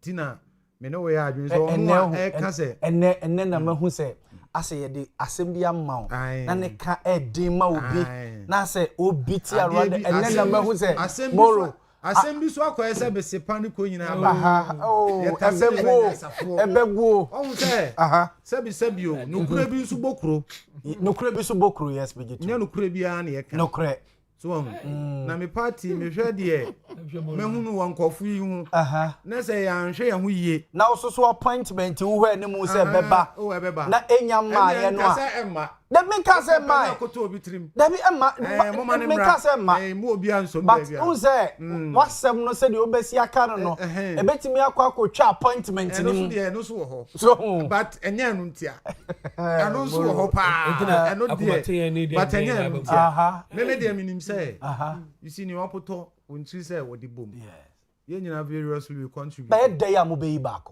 eno de and ye ba kona I expect say ye nyina no you be rally behind the president. More amount for fees are starting term. You 60 months. Political animals. Amount for fees it will derail the government. It doesn't make any difference. Near me President Mahama yen say on maybe you. Nti on focus on governance. On focus on here nipa. Wa when you're ready no. Nti on say yen internal elections from branch adequacy national executives. They say oh yeah appointee a government appointee resign a 6 months. Down, yes, 6 months. To elections ebe adwuma. Nti say wo kona me more Yakubu me ma contester. This metimi akwa akwhye. So as a football. Yes. E kwa 11 ebebo. But you select a whole team create me 23. Yeah. The 23 no yakwa na 18 dey atena bi na bi ti bench. 18 mu kra nwu nyina na bebo. Yes. The new bench bia no. We expect say obenya bia dey abo on you mfa ho ne all ba bonten. Yeah. So nti say wo pese wo ko na wo boa e wo party ni mu a na wo concentration na ye dey akọ na aban no so anya the focus a obetimi dey aya aban adwuma. Okay. Send ye be ya enkoye because you see very important say the day ni so a e dey be win elections no e dey ani be kon no ne amamu no Mate. nti ano dey am assuring Ghanaians say eno dey bibia nka no. Okay. Na mmom yen internal election you see nkofi omu dey so on say ye wo bi sikan ne ade ne ho nkro ne ba meboa. Yeah, so omo bede da si kura bantama say nyame ne fa kwa mu a. But nyame adaroma ye form for omo ya and say they so far the nim ne nipa 5 da hwe say wo say abu say that nim de ya tete ye hunu say de ya tete de ye hunu say general say don ketia ato force and Haruna Idrisu Professor Jenna Nopoko Ajima and fantastic personality. Chief of Staff Julius You Debra. can't say anything that is opposite near makers is here. Even George say I'm very sure say the kind one Nordic say Adiana American no correct. Okay. They are fantastic personalities Na tomorrow. Party bi omo bi omo pay leadership. Some personalities here are waboy. So omo are available on because we the unqualified. No correct. As for that one there. But den ya no a ibi ba ko. No correct. Nti si eduru ho a moma yenhwe ya no kasa eyi na kasa ye beka no ye wie a wan hwe kasa ne bi ho a okopa ho achewa a enyi no correct wo ko kansi ya bi obi tri so a na ye so wabodam wo ti ye wie na sa akopa ne je bodam ni medi wachi be da yi wie na wo de obi adwene toto wo so no ho a so ye de say eagle kra ne da tini ne so ze obi adwene te say eagle na ye wi ana be ka chen say abo adwene no mfa ni wachi no mu nyina e fine gente e be ye den nti ye be sere de ye be ka no mate enye friendly fires and the jobs no de eden as politicians e bi beba but de beba no enye ne ye wi a ye pa ho chiwa ye de be sere hwe jobs ni bi o wa ye wi as politicians even in opposite sides MPP for no any NDC ye share jobs bi o wa there 2 years already now you can easily forgive but job will be on no more o de change Charlie so on mate ejirede ade moro Yakubu oka the NDC communication team ho ewo asantemantama say ne yetene nka no mame Emra George honomo George so can the NPP communication team ho ewo asantemantama say George amanfo say NDC enim omo internal matters omo fi asem omo nim ne ka eche mu MPP for iti eni kwan se MPP se BBC asori a monije na NDC eya de so omo ka fi asem eche mu mojetum za na me da se amensha ya hwefo bebrebe ene yeti for IT precise na me da production team so ase say omo my opportunity na ebrada bia wia e betra me nuanu mi ntem na yesum Ghana man ene wiase koma odi abetu hwe say dem di be yi wano an say yemu nkompon hwe yachi na yenko December 2005 NDC for ekoye omo annual national delegates conference and as a congress e wo ko for idua sa congress na omo koyi papa Dr. Kwabneji Yeah. Na sabre omoko no na ye Dr. Obeda Samoa na ye the national chairman of the NDC. Ena enema bi pia abonten se sabre ye Rajeje Rollins. On shada nje Obeda Samoa ntum sa. Niema e free sa congress na se ba e bi ni se papa no sebi John Sokra de na opeso kogunsu kra ama na asori so kogunsu Dr. Obeda Samoa. Ebi kra timi ka se ye de ne ntohwe kra di agro. E was Akufo-Addo congress na say yes. The Akufo-Addo declaration. 2005. Go back and check. Akufo-Addo declaration and I say Akufo-Addo. There be my funny man in front. Okay, Matthias. I am referring to a congress NDC for Koyi Dr. Kwabneji. Yeah. As their national chairman. Yes. 2005. Yeah. Akufo-Addo. Eno na yehu sa de na yehu. Anya bia MPP abakosemu. Oh, let's play something that because you my opportunity, no, a public knowledge. What now had the wada sa went to me and cancer and said that and I would there they offer me now Moro Pacho Mama George and Trasso. There we a sword declaration rather. Come on. Me say yes, sword declaration as an American. Me say Congress Amokoya Ekoyi Dr. Kwabneji was in December 2005. I don't doubt that, but the story. Story be. Yes, our Congress na na Amoko Akufo-Addo Mama Papa Yanko Joshua. Papa Edi Ahomete efri mu kote ne party na.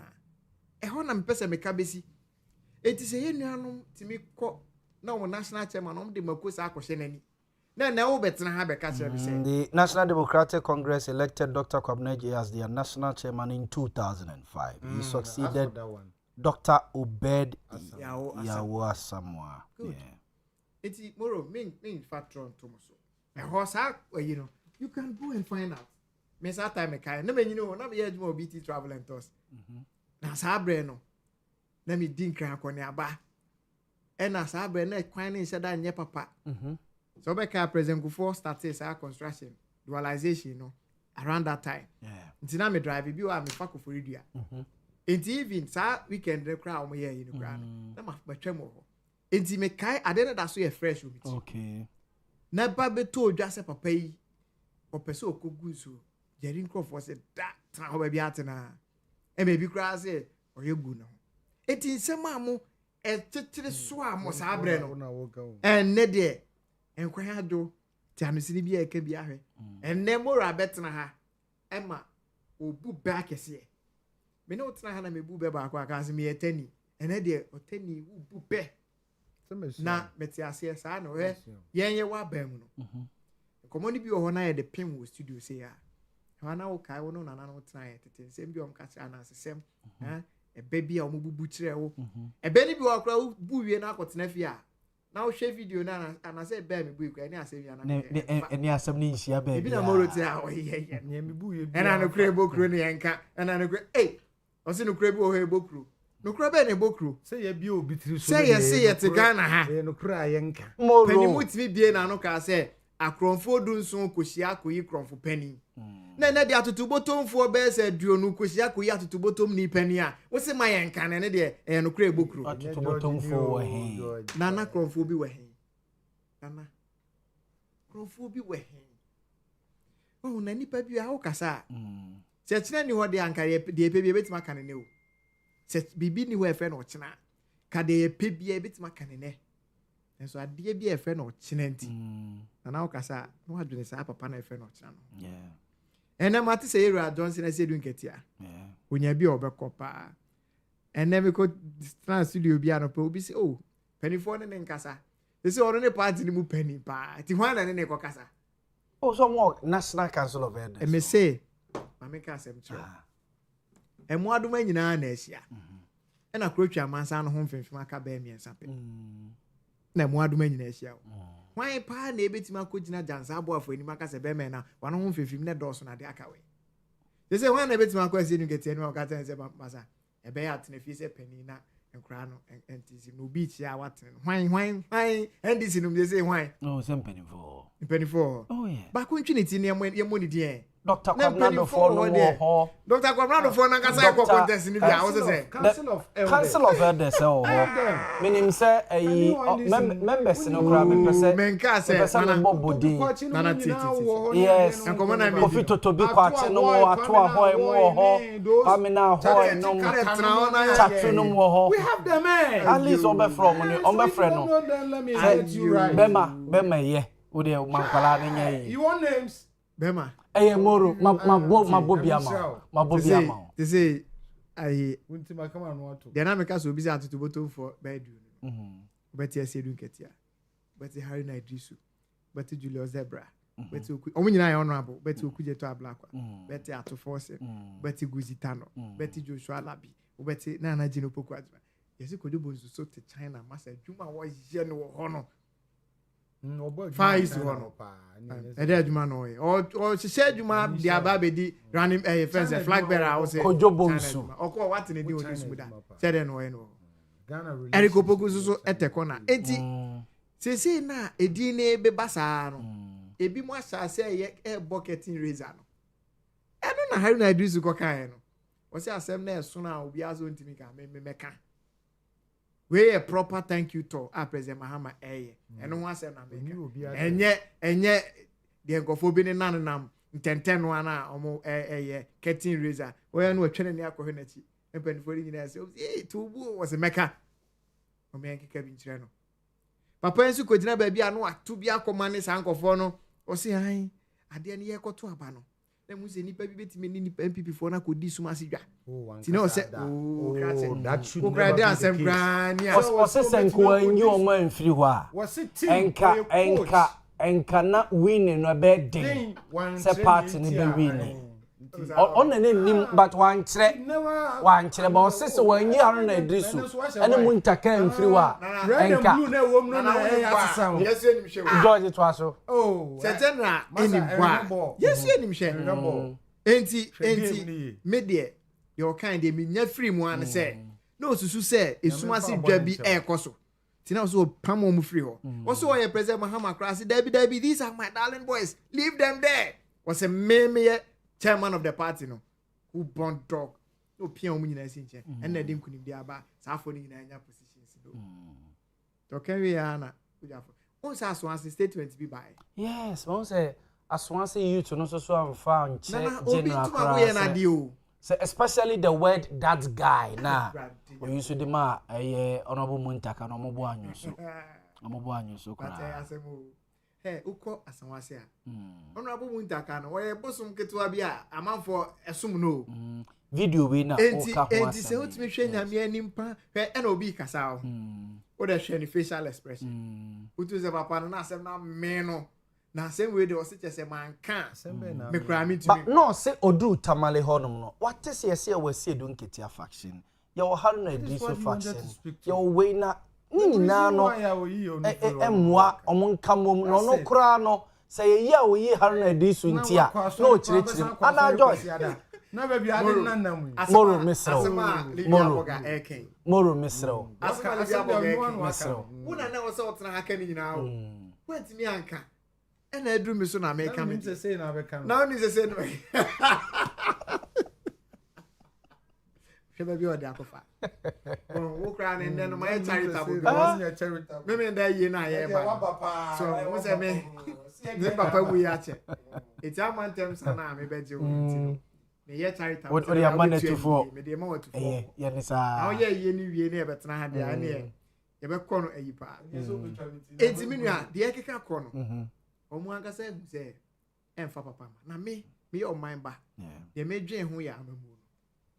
Na nim say base ya and education minister bitimi kwotena ba bi say I me the proposal akosem pese me fa nipa 20,000 and so you say me fa 3,000 because he can ho why na this can ni ho uncle ato so gina agronum do visa uncle ato ko contest na Haruna be ko contest na yes ye mfa sika bi ma Haruna na onfa education ni yie na Ghana mabunu entimi nsuan ngoma yie na atotena se no no nsusu yemu hu ni se ade we betima ma Haruna anya animunyam dimin delay na a day or two kra Ghana yen kankro ene ye delay na a day or two etefi sa habre yi kono de me hwe nim se nka moro betima kan se President Mahama Obai, what it's and room so, Mrs. Abri.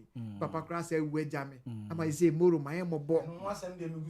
Enti, say, no, so be so, person, the flag bearer. Man, in what's nephew, Jill Minister, any free in him. Nanka, no one same day. And no, I can't say. Executive a year, I say, we are Montie 6 months into the election. Aye. Resigning. Aye. Now I'm so a young Ruho. But they are more. We say, Omuqueno operation, I say, I'm going to go to theater. You be with them from Edna. Then I'm Casa. Because the way they say, yeah, operation now, Casa. Who's them from Abacoya? You're opposite. Nayan can you now will be pay granted that way. You more about why? It's another day. I can't see say. And Mamu no more fan tonte. And ya Mamu no be the company obi. Say, me release this can now go jen munyande. Enya juma. And no ne was a Ghana for your money buy also. They hold the NDC for accountable to if it's a break or the Omuye because they are ya. Omo de sa apiri na ebe koso omo party ni mu no. Na ekonye sunsun aso bone e wo man so. Wo de no to nche na hwe the last point am pese me raise ya. Sese no enema bi a omo beye bia no. E ba beye short term. So what I say? E ade a instead say ade ne ba yen dwen hu nkwa akiri say we are finding a long term solution to the problem. Ye bepe short term solution. Because you bet me gusa peti ama nkofo no anya baabi afa no ma hu say ya party ne o ma to aba man dia adena as road minister make sure me anya sapeti is a senke e beka so yenye na asphalt mu but the asphalt ne bo osro it is kani hoses ya yentwentwen so kakra contest obi konti ti efi sa break no ye betoto ne ma bi aboye sa ati se de o man no etire bia ni baabi he enanu ya one ti se mumu for say mo be tax 0.75% bi. Yeah, ma say enran kwa ene BOG for no. Yeah, bank of Ghana issues. Now we be say ho say nti nkomo bia ankoso. Ena nkofo ne ba mo. Let's say I mean ene man ko yi. Nti free sabre ko na you see gold board for the candidate ba ena hwan for the candidate ba no. Eno na wan hwe yi adwuma kasa wo so omo ye e de ma o man no. Omo ntumi nye sa adwuma no because obia dwen say o chesi the dreams and na bibia tisa anti yesre say mo guso a mo ye mo apere no yesre say de kosi wo koforidua mo ma Dr. Bedasa mo atena fa ko a na onya ba bi nzuo no mo ma bi nsi bi mate mo de mo nchere meda se George Opoku Amponsa na yetene nkanoma menko alaji hono mo na meni alaji ento aso emfa emfri ase Alhaji Abdul Salam Isa CPP Ashanti Regional Secretary. Alhaji, they are cost NDC. You say, how is the NDC managing such tension? Bia, I started our party. Mustafa Bandi started some common. And I said, na kwana. I said, doing Ketiane, I don't know this with the Abbey. You say, how are they managing it? I started to move. I'm in share with you for now. For now, TV program. Member in your local for you now in Mubarak, in Motakabal. I did also say that yes, and it's a politics. We are one ambition. Yeah, we come under common goal, maybe a common understanding of issues. Maybe we have in IT one ideology. We want to be left or left center or whatever. But now our individual interest will be our interest. It's true. As someone that you I'm for interest no a cost.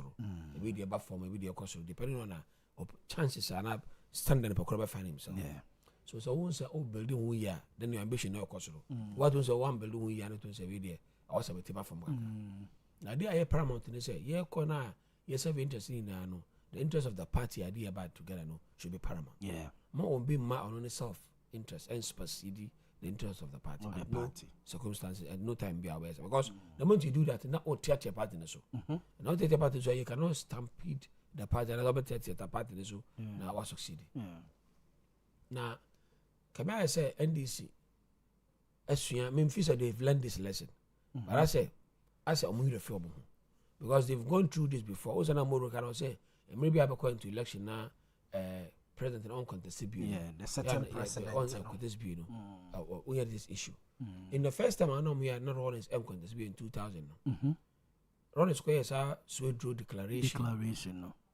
And in some way by which is that I'm got team in a larger extent okay Dr. Bada so discuss so because okay sanitary when so unza challenge the first year yen you coach championship in free ho. Yeah. That was in 2002 or so. I'm coach championship and I'm winning +1 vote. I remember very well now Dr. Teneduka said no na want to because he was on both for walk out. And a quiet election ankasano and better so every year. Now in 2005 I quite some against Dr. Kobinaji no. Now the issues was so many. I'm more up to the mindset of people say but there's more MP at a most. Okay, I said before the 2024 election, somebody say, and I mean talk at shop say, I'm careful with more resources I'm spending. Comes at that time, no, but somebody is one of the experienced politicians. And I say I'm a chairman. Catch up myself for 4 policies about the Abba in between 2000 and 2004. I bet it's a election easily. And to make careful, someone spending all the resources against 2008 election. The party no any more of human sacrifice than using more often. Ahead of the 2004 elections. Okay. So I call almost the show mo say some of kind most moment no one penting or kasa so men spend but so after the election now no so second time as chairman no we put to one for mind. Okay, Francis as CM. Yeah. Francis am back support no as all come by trying to map and no say yes. Yeah. About Johnny. Okay. So after that we thought say by 2000 and 2007 Mills be a flag bearer. The aim power was to bring the pack together. So I the interview of Neil and Tivanda Pompea. So Neil and Tivanda was most the channel some so born no more than say I won't bring it back the pack back to the party. Until they've gone through this before. And in fact when people let their individual interests supersede that of the party, party near pass because NDC between 2000 to 2007. Now I'm for craft something back view. Yeah. Obed we gusetana de feel buy and obed dear buy and no feel buy a coiner okay a the anan okay friends say oh guy me okay be an I'm former foreign affairs minister yeah it's what I saw the penny oh yeah minister of communication pay yeah ambassador to America and I buy foreign affairs Spielgabra yes and minister Spielgabra you so buy it I need to see all the support to Spielgabra. But at the end of the day, when the party brought themselves together, they won. And they didn't feel they've learned a lesson. So maybe I'm more president because after that, no more president here all call this friends saying, Jamama, we and Jamama take out. It's saying I'm saying okay, exit. I want to change over and be smooth okay. I feel the first time president I was sitting exit. I went there in power. Okay. And they all say, I'm looking at some repeat what has happened before. But it's what is happening, they say. Maybe we say slowly. I said in Ketia, I believe he doesn't want to see anybody at power with him. Or party. Yes, so follow I said in Ketia. Now you'll be a meme face. No ambition be on him. At that time I'm for in Ada. People never thought of that. Yeah. Time I now contested the secretary. Yeah. And what I won't say, or Yana didn't say, Crawford won't say in future or better to him, you bring them down. And he succeeded in doing so. Okay, time I time I secretary no better women's wing. Women's not any women's wing. Yeah, nay 31st December a women's movement. And also about better women's wing. No, but yes, the women's wing of the party. Break it first. Into the strength of Nanokudu, all the shots follow down. Yes, it's true. About a kid scene now, Mofa Kwabis and Tom strengthening the NDC wings and other day, youth wing organizer and a kid is in the side of only mainstream now. You don't get that any recognition. Yes. Because Kenny Naba did a moment they dictated the pace, said a party in the circle. It's true. So Kakra grow kilomina film. All the kids were off and the Maron is a fuyan. The other one because a craman of match notice on him say, well, we on the ground, what we now. From there, no, not one to me and jump in because there's a president and a vice president. And the Mills near Mahama. So also do much. But that's the one I walk on. Why did I say what 450 Mills and Mahama? Or the Mongodi. Apart from the Mono, who will be habitual and him. I'll be with you. That's how I know the first strong person I'll buy for some who send us a winner organizer. A Bible we knew obey chairman. So say Papa from chairman, they are canny friends and flag bearer. If he succeed in getting another chairmanship, now the party no power there. Samasa. There's nothing I was going to get back at Chagana for on Murphy. And he's also The results are, for example, for the NDC in 2020 election, it's one of the finest results. Yeah. They've appreciated from 106 seats to 187. Yeah. Meaning they were adding almost 81 seats. 106 to 130. 137. Yes. Almost 31 seats. Yes, I know. Yeah. And for the first time, was maybe shared glory. No. Remember, for the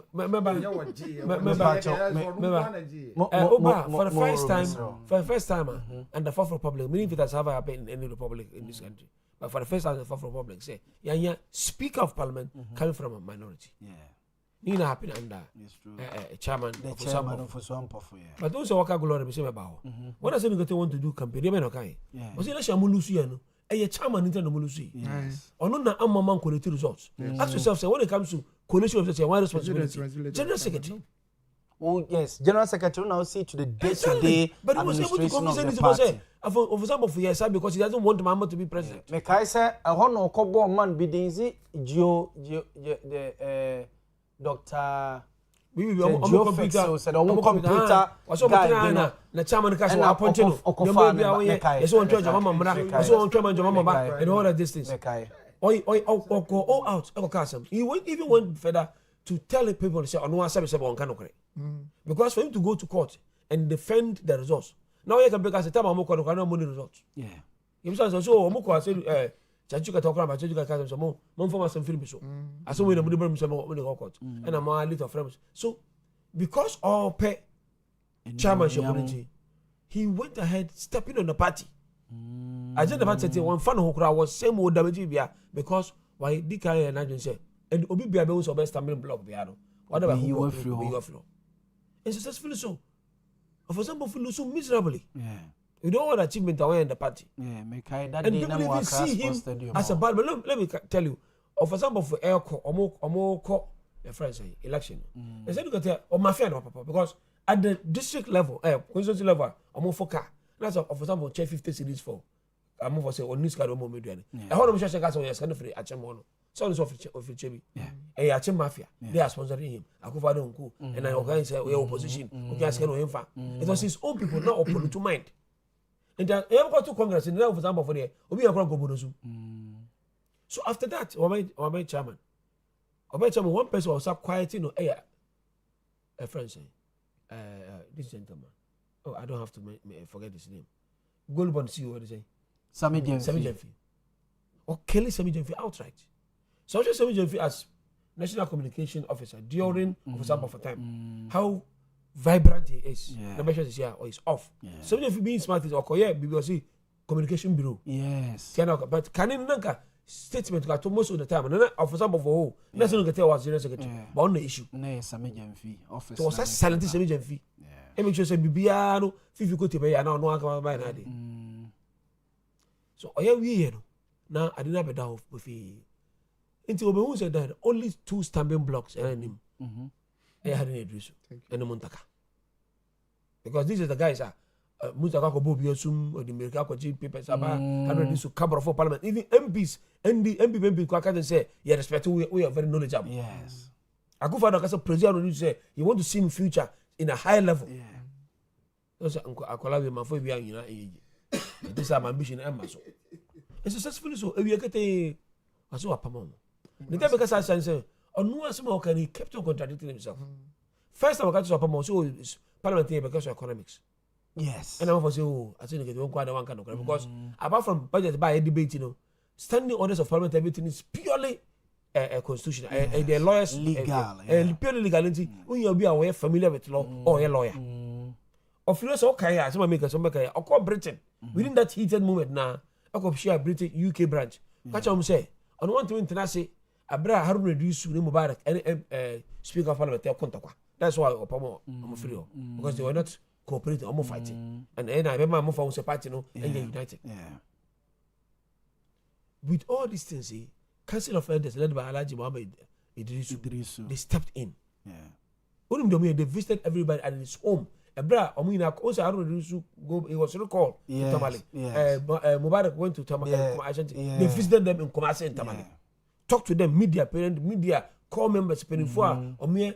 omo ka bia the people in the constitution be sorati no mo ko patcho me tie yan reduce interview say all parliament mu and the president ka friend ka say asem bi ba na e ba mr Montie don't say anything. I don't said it before we say pam. It means clearly the president wasn't supporting it, and I know I said get because say ampa the president mpe. And the way you see now, so kapa it coincided with that time on the regional chairman of Tamale. Yeah. And first vice chairman, so no cause chairman. And I must say almost second vice chairman. Because that Tamale thinking means a second vice chairman, no, I said you get any penny, almost as open. So okay, they want to attack the office, first vice chairman now must be the chairman, even though illiterate. Because of that beef in an moment. And a baby pejai by penny focus chairman a platform and a party winning election. What come constituency quick and Belco say what picking things and this attention. You can say everything, but not to say my new crop for you and free while you win election. You can say anything. Say some in your intimate thing because of my own. There's a reason why me on free, by me on free or no, at the end of the day, no, your team was here winning election. It could make sense. But say my new man free one among your winning election. Aside there are some people who say John Mama Crash one pen of Johnson, me and me coach, the Mamma Benjamin. You know the connotations. One on the one side, how reduce Mubarak participate in baby election. Number two, John Mama Casa on Nim the Ope. He doesn't even know what is going on. Or leader kake, but doesn't know what is going. It takes no as you get here. And we decided. And what decided to change everything. And to 2 million votes in amount to about maybe because of how reducing Mama Mubarak you for any money to about. So some of these things, and the Prophet alayhi salatu wasalam akasambi in Arabic was say likulli makanin makan, for every place near sama wase okano. Because as a move tamale, in constituency, it's an eyesore to him. A godfather. Yes. Also, church say you can break him in constituency. Yes. And the things say ever always. And the Suka say, I don't go say, thank you, Tony. Getting razor. One casa, make us only the company. That's what I would say. And one react here. Yes. No, Krabaka say Jamaica one reacting that time because that maybe I didn't know because some no. Because Okawye and Chebiana President Mahama so a call wow no so a caucus maybe I was in a Kasaya no. If I don't know this react here, Tabaka so a proper Dagoma guy. I didn't hear Dagomba for you don't beat them in their background. Dagomba ni Abba. Why am I crying? Or any person Kasa. Well, not that he knows you don't beat him in his background. And then what I say, I don't know how to explain. So maybe I didn't know say ni fie. Oh, yeah, na ako. And then the 20 fako. Wow. No so kunu. So I don't know also yeah but one react here. What kind of person are you? That calls for that. But let's say since that time we be and CBO. I'm not for taking old pictures, old videos. In because somebody can say what respond to food. It's not true. Yes. I'm going to find video mobile case and be against everything. Let's say a 2021 issue. Everything I clarify. Okay. I knew that the party has stepped in. Okay. Somebody bring it down. Okay. But one thing I also said, they need to say, election no, one to be called oppose. Yes, be contest no. The same person was say I'm for this. More be contest. It's not going to happen. And I guarantee man so we knew to because party here no kwani there. People can decide to vote against him. I'm for say we're powerful. It doesn't matter. Or block when DC party. It doesn't matter. Rollins was more powerful than him. And nobody can beat General. So only call internal contest more powerful than him. Now Rollins was sometime more powerful than anybody in NDC. I can't say I could defraud him to show. The other contest, I was Sunyane. If I don't Congress. Yes, Sunyane. Funka games. Funka game. We are more for the end. Sunyane coronation. No, Rollins still yeah. Rollins still say, pan. So nothing happened. Why do you know? There's a time for everything. You see, the most stupid person is the one who doesn't know his limits. Who knows some limits and now say, I'll go be in this and I will say, no, and to me, my advice, well, a very good guy. Why MP, why the longest general secretary or Kasa wouldn't say, he's a normal politics. Be our politics with him. But it's still what this Simon for Dino, M1 in politics. This time, Onyano is no. Especially when NDC flag bearer contest. Now, what a bandy? Yeah, Mustafa Bandi. So, I didn't a whole party quite thank you to. What's all I say? The glory is a being back for I don't know for glory. Yes. Well, at least not even a deputy national executives ni bi eka no ho West as na me no ka say grassroots are saying say omo kon headquarters obi ani ho Yemi doesn't go to office Bande hold office Dr.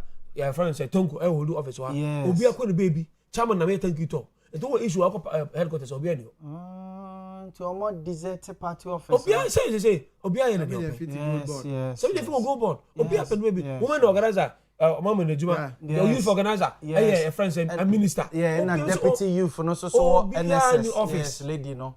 Chairman also tell and also thank you to. And the people are so me kai send a mass am again fi be announcement be say as on Fridays certain time be obe party office into obi bia o pese wonya. Now in the worst part of it the minister is so on top to down bottom there I don't know. Because munya even branch election form so I said was it Enra 5 o'clock and mo close me boy Alaji has not been fair there be moro answer me there be moro answer me oh there be moro answer me there be say Enra 5 o'clock na mo close nomination for your branch elections me boy good afedi asem now why na pick forms who are presidential primaries Obian peke for. Ti adi ntina Alaji say nyanye branch elections near here. Empo bat. Me that's a promise. We say somebody refer to the Alaji can ye. Me say I don't know whether they want to do a top to bottom approach. No, you don't have to. Because you see a question you officer. It is over here no. With huge malice. So be beka say NDC e wo say see ye bibi ahead of you know, grassroots elections. So on your tray. Say no. There's a question, officer. Or say some top to down. Other than that, there be Malaysia. Why name say you know processes leading to our branch election? Yes, is that not what is the case? Yes. Good. It's a top down approach in a way. What they make kind of say? There is nothing that is it will make us a down to top approach our right. You can't. You see, you cannot. And a top to down boniana. You cannot speculate when you know that this is the fact. You cannot speculate when you know that there be untimin ka say yes wa bra woni say na ye no kra no. Ne ye no kra ne say NDC say. No we say okay say dia na say you are not speaking to public knowledge. Which will not be fair to the NDC in any way. Other than that, public knowledge about the NDC, they say, we are in training, we are aware, say, branch elections. Processes are leading to branch elections, you know. You are picking forms every and run everyone. You want to see a quack apart from it. A bit mamba say, a bit drew honor. A question, no, sir. A bit mamba say, should not be the portion of Alajia, whatever the case is. They should be speaking to public knowledge. And someone can answer a few of them I will not agree with him. But the point is, when you do that, you are trying to you know, Mate,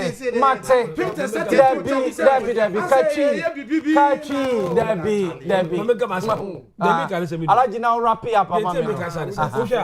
I say, even though I'm here, branch registration, testing now got top too much, and then discussion, I already reduce you. Yes, you're doing it here. And I don't think the crying idea. I said, look at the every hour when I'm here. Thank you too. It means, ABR. Now, I'm more ambitious, Mr. Sin and Pesam. But they make say, if they all can, because I'm charge from bottom to down to top, then they say, and room papers one. Okay, if I say, I'm normal bottom top, I'm bottom top, yeah. I'm feeling very difficult wire. I wish I saw one at top level. We are start. I don't understand. Because I don't understand why you never know the delegates. In a normal yanka, you better be disqualified. Yes, I saw a video of your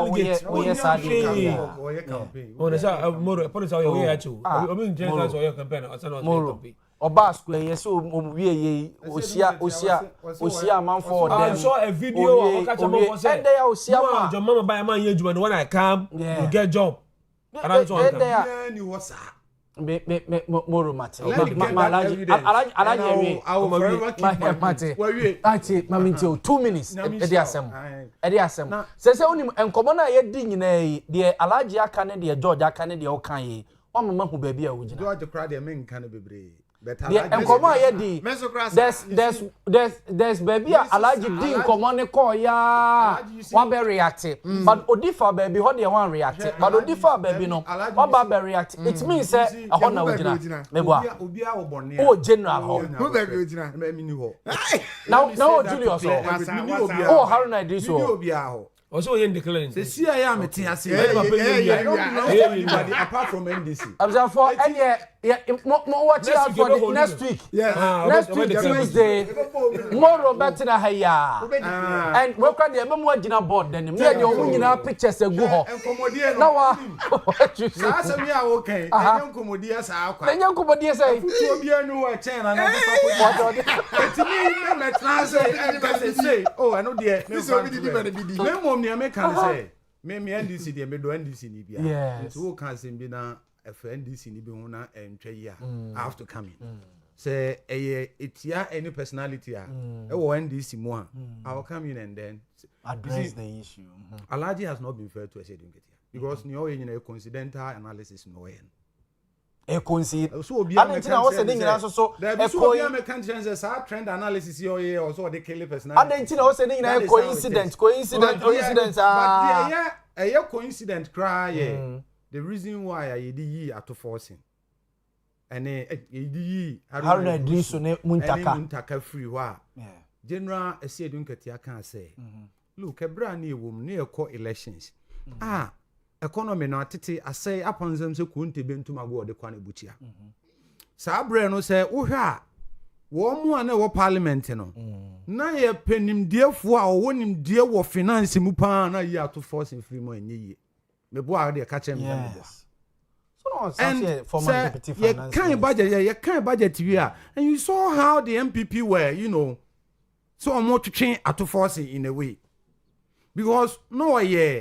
somebody no masker and kasa beton because of the exposés and no expose about the economy and so on and so forth. Until at that moment, at that material moment, as a game person, because game person, me a football no. Me de George, me George in the starting wings. But your ball 60 minutes no. Me who say George the ode mame. Enti a me de ne two ball no no. Sa dynamics na sesa. Etimi mfa minua salam emeyede imagine how no na sa dynamics no obi obetimi ada material movement na etimi deliver as from losing and as ebe we na the party in power national chairman a leader who is the coach you didn't come who is the coach I said Ketia was the coach and he has the last vote that's all kind and sir decision na Oboamah e baaye no ano ne propose ye na na muntaka ne Haruna ye dey nyabo antie non court omotena wan mamu win election that is why I say no mo ye dey NDC we have the best of everything nyame de ache you talk of muntaka you talk of Haruna me dana me sorry na me ni age all because in their respective ade no they excel untimi nyisa ade no from. In any case, before CAB make it do these two personalities leader in parliament, there were other people I know so are there no so pay. But General Secretary then, as now proposes that there be yamfa a Haruna ne muntaka na nyede enuaho. And Alaji knows about it. So it will be very, very unfair on the part of Esedun Ketia for Alaji to conclude say personality be obey unity be no kill. In any case, look, there is one respect that I will respect Esedun Ketia about. He never allowed us to build NDC around the personality. Our stakeholders now dozen. And Alaji, if Sami Denvi was eliminated, I don't think Zen Gon and Kebemano could both see you. If there was early elimination by any tactics, I don't think say Minua Haruna Idrusu any Muntaka, baby Omudia see a nyeketwa. Cabinet minister. Please. Party decision matters when it comes to appointments. But Esedun Ketia that Haruna Moroti Esedun Ketia Eboa Emma Haruna Idrisu ene Muntakanya appointment say news. Exactly. You are the national chairman. Exactly the same. One hour they who players cover ball. And now ball who way strength. Exactly. It is our Boamah way by minister. What is the news about it? The same thing applies to the fact say Ebra lose power no. When nipa bebre including Mama Ayariga no okay say be issue. Yes. But yet okay say look, these are the people we should bring. When that time no. That time no. Oh, me say. That was his proposal. That time when you had the Mulusu election. The Mulusu elections are 2016 no general secretary. No general secretary. Exactly. And I'm saying you see Alaji, you know better. Decision that is taken at the executive committee level. In most cases, here a proposal by somebody. Yes. And that proposal was coming from a Sedunketia. Exactly. Go anywhere. I will sit here and defend that. Okay. You can call anybody. But see, when I inform when you're there, see at that time, and nobody opposed it. Look, General Sedunketia. Let me tell you one thing. The NTMA was enormous respect. It be or drive it on that. You see, Nipa Yama will be a powerful. Nani none who say, Adia be a warrior, no, a bemana powerful. But warrior, conano. Now, Fede, enough, now, Fede, or Bemus, eh. And I didn't say, Minansa say, will be out. It is a say, don't get yes, you know, idea. Because look, even MPP. Nipa Baku, Nimnansa, Mupa, or course through MPP. Amanyo same kuomo do wise. What the MPP need is general Esiedun Ketia. Need an Esiedun Ketia. Why? Because nipa. Nipa betima. But also be catch on say Oko MPP mu no almost so omuni a long serving official bia in their party and that is the difference between it is Okasa. That is the difference between Obia Obeye MPP General Secretary and that material movements are na say don't get how they be and they keep on changing people and say he didn't have a side. So asem no say na tia Oba sana obeka no. And there is one thing e many pan kasa nya gidie onipa mu. Eno ye say wo de ne ebeda ne eda mate eba say say wo ba ne we kra no a omunim say say ba no kra na as a leader obeka ne say ne say eti Alhaji I will not take anything away from him. Trending analysis coincidentally sani o sika no efe but it will not be fair to say Dunketia especially but obi so dwene te say the Alhaji dwene na onye mfom so ni aniama ni ntimi nsisi so sa coincidental and at times perception it is obi or perception and the person is free but free to have that perception can have perceptions but you see it will be unfair when you have somebody a perception about you me, but until say be am no benya direct exactly that's where I can say and the clear perception whether good or bad. Yes, if you don't have that you can't be decisive it is a Alhaji and this one can say or person or kill personalities sa no be ono no giranche oni NDC party. No, I'm saying say only concrete evidence to that so only concrete evidence Moro tie. O ya man say don't ketia asem na wura o mododo tie. Yes o baby I over so. Debi o me ehun baby a wo gina sese. Tie bi. He enkomo na ye die no. The Alhaji kan ne de wo kan. Wo nyina mo ye right. O NDC party no. Me ni NDC party. I wouldn't know say I say don't ketia na ko propose kra. See emfa leadership no emma we no. You don't expect Alhaji only NDC mu to do the okay. What you say? If so perception be say per anyama SCCA until there be more tie worse no ye na ye English.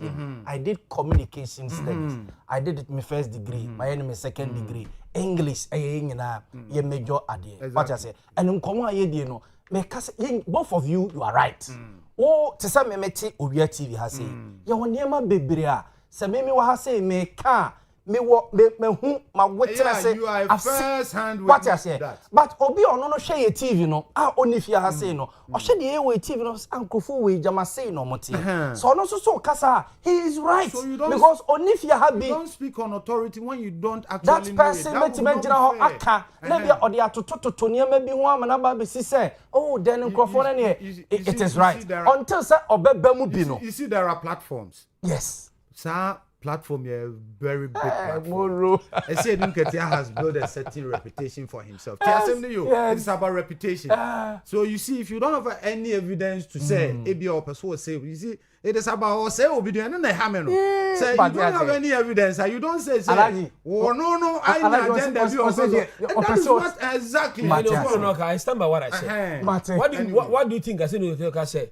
Or for some for mom will say election. It's on person self glorification. Yes. On person he wanted everything for himself. What do you say my you more from win election? You are right. So because of communication you want communication you win election now. What say would yes, what say would yes. I didn't clear so what that. I didn't the meaning could be so many things. Before that 2 weeks before that. Man percent where NBC chairman I was watching who was against Mubarak and support to a friend another candidate. Okay, press conference guys party in Mubarak. Now Mubarak is called parliament. He said it. Montie and I he had it. Me catch you say someone is so. And to cast in 2 weeks out there Mubarak. And then the say man pamuna you win election. What says of sending Montie say. General said Nketia. Moro 1 second. General said Nketia. You call internal contest or person or chama wo ho. One no and na ye adwuma. And wa kan sim bia fa no. Did you ever hear from chama now on work on say you said Nketia can enye no kreda? Did you hear anything like that? Yeah, NDC for so ye dey dem. Na senior man I say Owia ye ho to abonte brumu yeah me enko so say e dey enkwase afo ye enko ye ni dem bi on kasa me kokko ye ni ya na o me ho ba bi a me kokko ye ni ya pa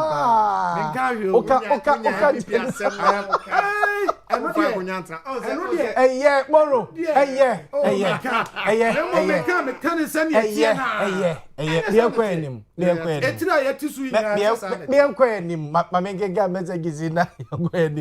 teacher constitution we am since 2024 the NDC almost achievement na say omo echichi omo opponent na JDM enya initiative any major project we teacher constitution and the way by o say nchi ankoma honorable Mavis and Cancer Boadu Asantemanko Kane Dr. Alhaji Mahmoud Baumia Masaudu Kumase Bantma or say reality na done ewo NDC for eso no say ever since o movie ni 2024 elections no just say omo promise 24-hour economy nenso yente say omo abosokra say or say discerning Ghanaians Sheninchia and Koma Sampaina or vice chairman Eddie or MPP party Filippo Kwabre Kasem or say or show no a free master Dambroka Kente trade shop or say the digital man Dr. Alhaji Mahmoud Baumia Beba no baby CV Ghana or saying chia and command baba a year from Pong Manson a Chan Phyllis and then Mami and Temeria or war a year Jenin so and or chia name Chairman Cresado Chairman Collins Adomako George Chairman Collins Adomako say ochia we na kai Chairman Collins Adomako Bantama High Street Cresado yes Cresado Enterprise Chairman say ochia we na opese de we see a handle Moro what you onim say Moro etime de asem wada sa asem what you onim say utime de asem wada sa na what say baby e na nika say Moro ka say I know names asem no be can say yeah George ma me starting come we mfemfiri ho no mo South Africa xenophobia attacks enkosi da bay ena etuo ebetwa mamenti ojo na me did say ebetimi akan ne visa yes because yeah say na Moro atwimbo munya South Africa the end there yes no kreni wo hwe anamo aga na etu a me dey make us me satisfied good say yetimetu anamo say AU emrem na enema bi wo ho a yetimi cancel South Africa because unim bibisa mo say nti mo moti mo kro mu a mo ye de mo ye tia other nationals. There's this gentleman, George, all call it say, Beyanka Ghana, we should start boycotting South African services, no more product. Niemfa and send a caution to them. And that is not the way to go.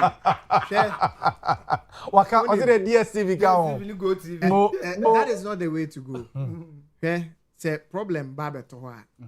24 say free home no nesane. E was so sha say free baby. Nye say asem na ba nti no say gidigidi mam so me say wa hwe ya. Ube buru so na kodu baby ansa na. Na hwan na se bi opese ohun so bi motenten a ode ne na mienu nyina ne esusu he. So what I say. Wan kasa no wa ho boa enhye danso wa kwan cross a. Eti nema bebre ho a omo ye man ya. Essential in nature. Okay. 90 MTN and is it a South African company? South Africa. 2 pieces and network in the CIA can say near see a jaya.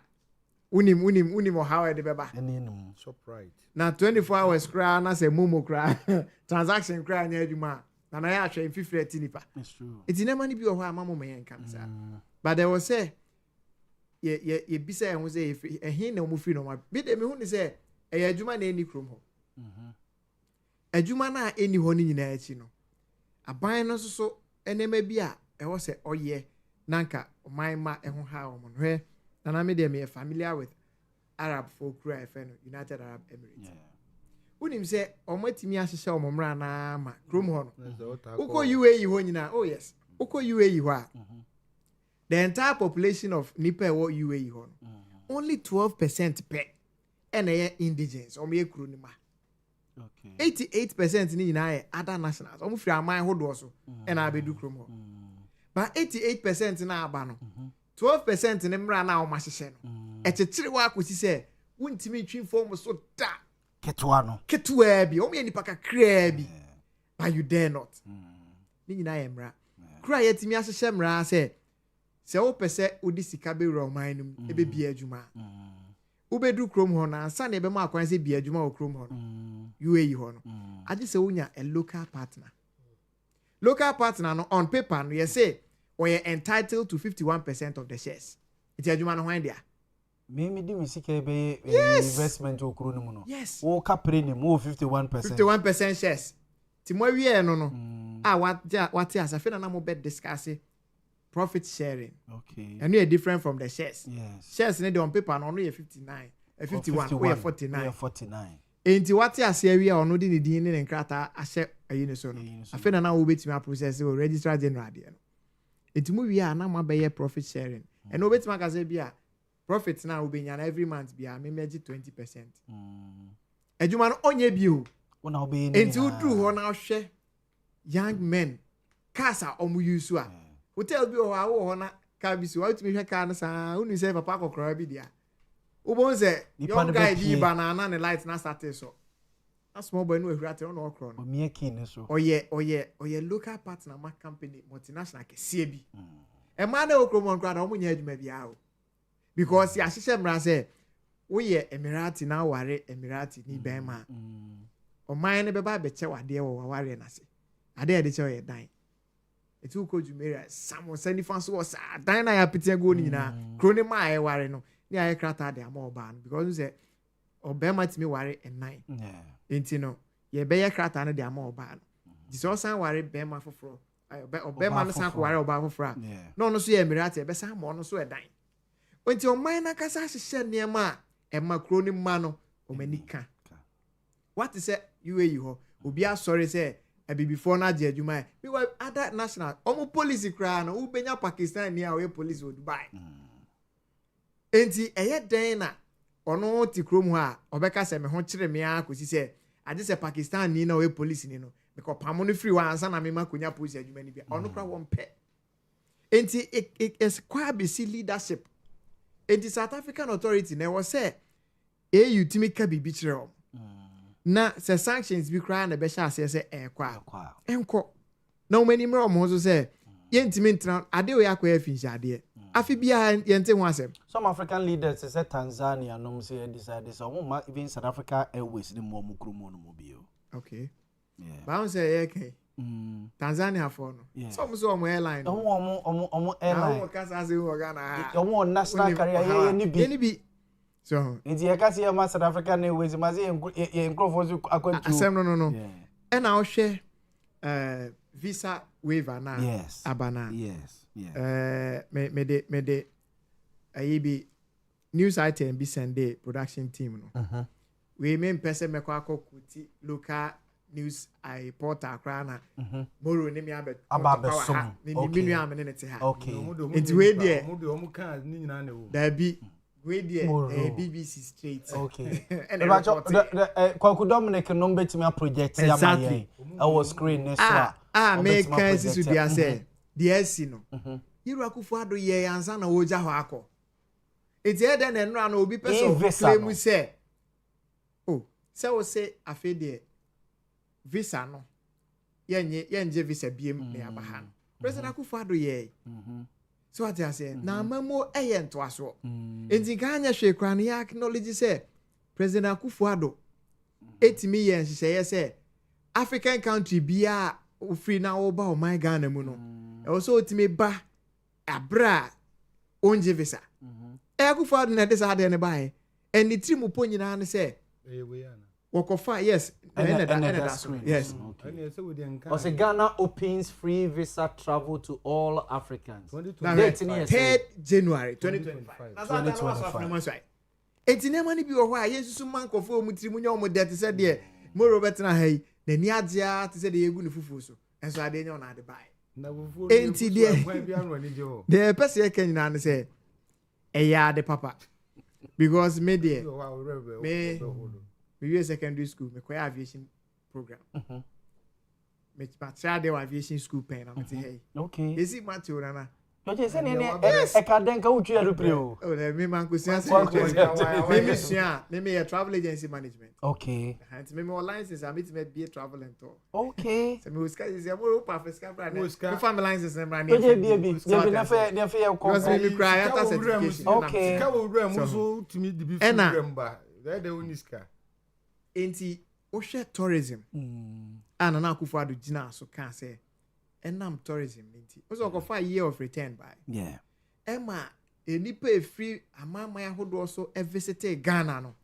na nya asem keto and even o share Ghana Tourism Authority om report 2024 report na e wo mu say Ghana enya $4.8 billion by way of the revenue year of return no in the year 2024 okay so now share amama yahodo a emu nipa ba ya US and the kind but Nigeria and an etosu bi now share nipa dodo efi Nigeria ebewura Ghana enye nwanwa say Yiru Akufo Addo ko no obi ekwan say abibi man nyina ambra ene wo hwa ye wo Africa Intercontinental Free Trade Area e wo Ghana enti eye ade kese a e wo ho ma abibi man nyina edwadi enti e ko ba say saa de ne wo ho nyina achi no wo bewura mu a ade se wo koje visa na processes no du ba bi a aye cumbersome ne ade a e wo se ye bie kwan to ho na obi atimi ba na e be business because ye kan enipa ni nya bewura mu pe obeda hotel di hoteliers no adwuma aba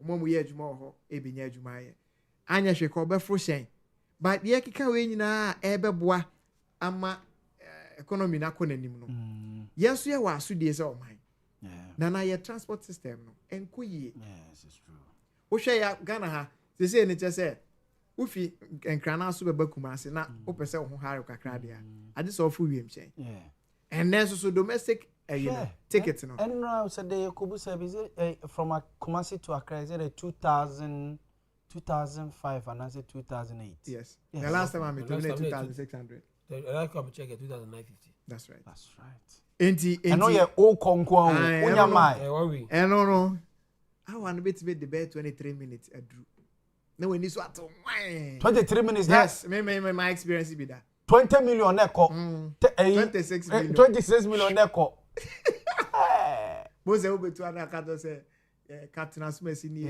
flying at an altitude of 111 above the sea level you fly like boson twene so near crossing Cocos Cap near do etibie this lego here near do masa when bet na ade na de mo ahunu nwie na you say fasten your seat belt and prepare for landing while landing 26 million ba who bisa ho say okwa amanone a aya na ticket boarding say na and the answer is no enti ye biem service a free obi amra no enema bi o hɔ a wɔse ye ya ye hwɛ ne nye ye transport system enye ye real system crowd they say there is zero me wa okɔ UAE wa make ya one hwɛ a hotel na oda na nim hɔ no kra no obe walk just about 5 minutes na train station hɔ baabi a wopɛ sɛ ɔkwan ka ɛkwan tenten no ata 20-30 minutes no wakudu kwan tenten no because speed tram I just say masa every 5 minutes bia na bi ko enso so me card am kwa me defo me nyina ahye me ho sisi a eno anse o disika to card na so uduru ha o slot card na bia ma ko tena mu yemisa ataku yemisa asempo a card na what you adada enti ono na be calculate yes enti ukoduru a na wasan slot card na wapi enti ono na o be calculate say o slot no ha and I'll be slotting or her. Distance sikase ni ati afri. Very simple, but yentimi be even yen cities no kra no. And I create me aye bibi sa. Yeah, big cities yimi no kra se Kumasi ni Accra. She baby say Accra tema. Yes. Bisi netiti na de ya na hwi de bo break out. No aso nyina etuatua ni bia. Yentimi nkwe ni da. Ti me stress say visa waiver abade a. Yemma sane mani nyina meka ho na o mani munyam no intimacy Moro South Africa ne yen visa issues mamintie we emre bi ekoto aba se yi Africa he nyina nipa yehu ni se leadership na so e nipa ena yura enkroma alajiji otu mekoto ma no Ukotuma Osaje for Dr. Kwame Nkrumah against Nelson Mandela. Do you know why? Not India. Nelson Mandela suffered and still left black Africans in the struggle for economic independence. Or political independence. Or GC one was who be any other beauty. I didn't soon as see no order. Nobody can see woman. And then a white collar job. I like the white collar job and find a free bar. And yes, South Africa. Yes, I don't know. One of this other with that term. Yeah, that term, yeah. Tine no bunu nyina abrofo na eye. Na kagana he ne sanke be ye. Kijabitum. Na nka bank managers ndodo na ya abrofo. Fita. And to the people, South Africans, you know. Look, with all due respect, violence in any form, I condemn it. Ti mi hu abrant here no de na lady no incrassism in any way. No, Ghana Nibia no kuta baketa. Lady ne can say you don't tell your government to go and tell your president to build your country for you. Energy no also on the core or more authorities no so.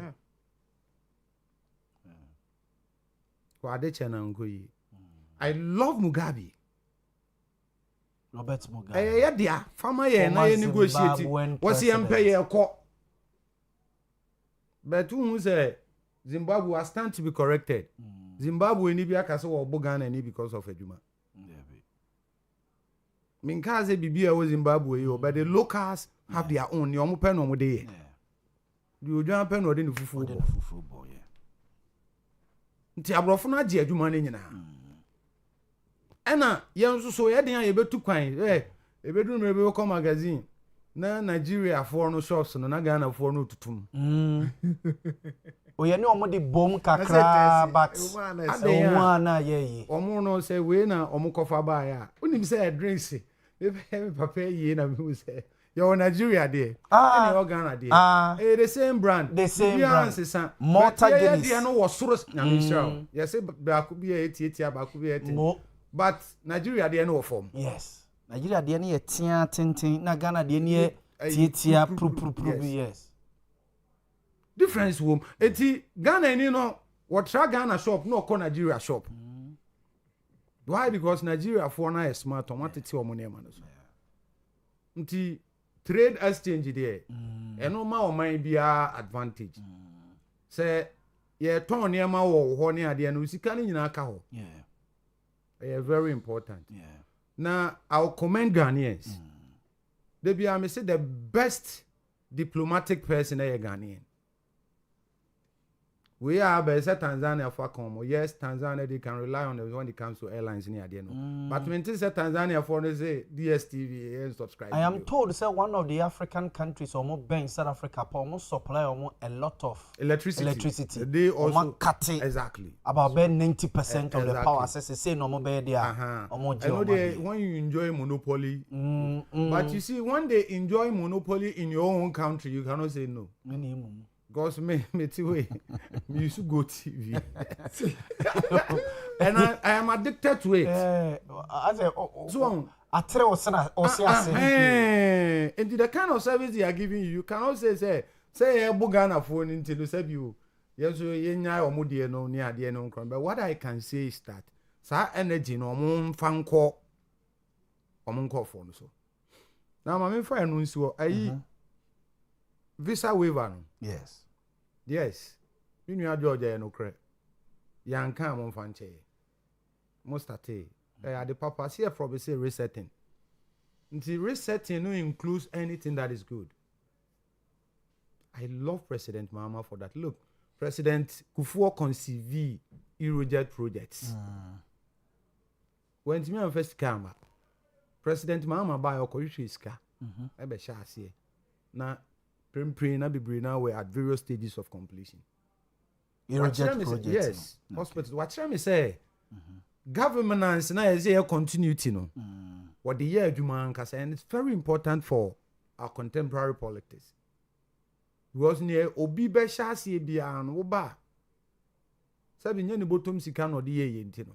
Okay. Also wo to aso na yenya emfaso free so. And I'm very happy about it. Sounds on a year country in who say, More mebio, more mesa, Coco Road, Yahum, Nengusishi, one, Yahum, Nengusishi, where were you, Nengusishi, all because Omo per se or more ma ye who say, Cofona, or Mufris in your Mudiba, Biana and your papa. Nippon never are saying yes, sir. To catch on your name, yes, I will pay commendation. Catch on call for us or Munya Quenya on baby or Momunia President de Kufuado, and as I MPP here, and I made the better because. Say MPP there is a fake. Na da bena ni fake de baba. I don't know George mo beto mo. Me can say no George na adwe trend say be me di ni party atem. But say MPP say ya say na tie ya. No original one na mantem a. Wo mo your original say George no mbebre. Mate. I am telling you honestly. Nti the best one na me srew. Basically so for so ni free. Ayi na wo ye ibi ansa ne ye be kasa all African games. Mama mienu pesi mama mienu pe. All African. I was a victim. All African games. Oko to America na volunteer. Oh yes, volunteers. And I stand to be corrected. We were almost 5,000. Volunteers no volunteers no. It be a press. There were 7 purposes. It be a security. Yeah. It be a one more and 7 issue or honey and there no croniba. And anybody I know a volunteer and can relate. Yeah. Volunteer and just omo ekoye adwuma wase. Yes. And I quite remember Mustafa Yusuf, the then Minister of Sports. Ebra all lanche volunteer there no. I say, look, volunteers will be fed, accommodated, and be given allowances. We were fed, we were accommodated. In the end, allowances no way. Allowance. I am telling you here. Na I was say a day be allowance na say na 100 cities, na 200 cities, na say 500 cities. There is one thing omo mo agree on amount. Fundamentally, ye omo agree about the omo de bema, but it was said say at the end of the day there will be an allowance. Omo de be you could not falter him ni o de be that material moment after say ye be. And I quite remember say omo ade be che mo maja ye kwan no. Me nua nurse no usu ansa minim he used to serve in the Eswal administration. Yes, no, Deputy National Youth Authority. Exactly. CEO, yes. I quite remember he came on that particular night. No, best share say, look, adia chia, ye be ba near the allowance ne package bi a wose ye de mamu bia no. Amamu by 10 a.m. Na bus said dem be come respective stations, said dem be call respective regions are mobile and demako. And in print now almost everybody was circle now near Befaka. Okay. It's me grad me bar center on 9 a.m. Me jeja. You could look, note, you could do hobosome. Yeah, mekai.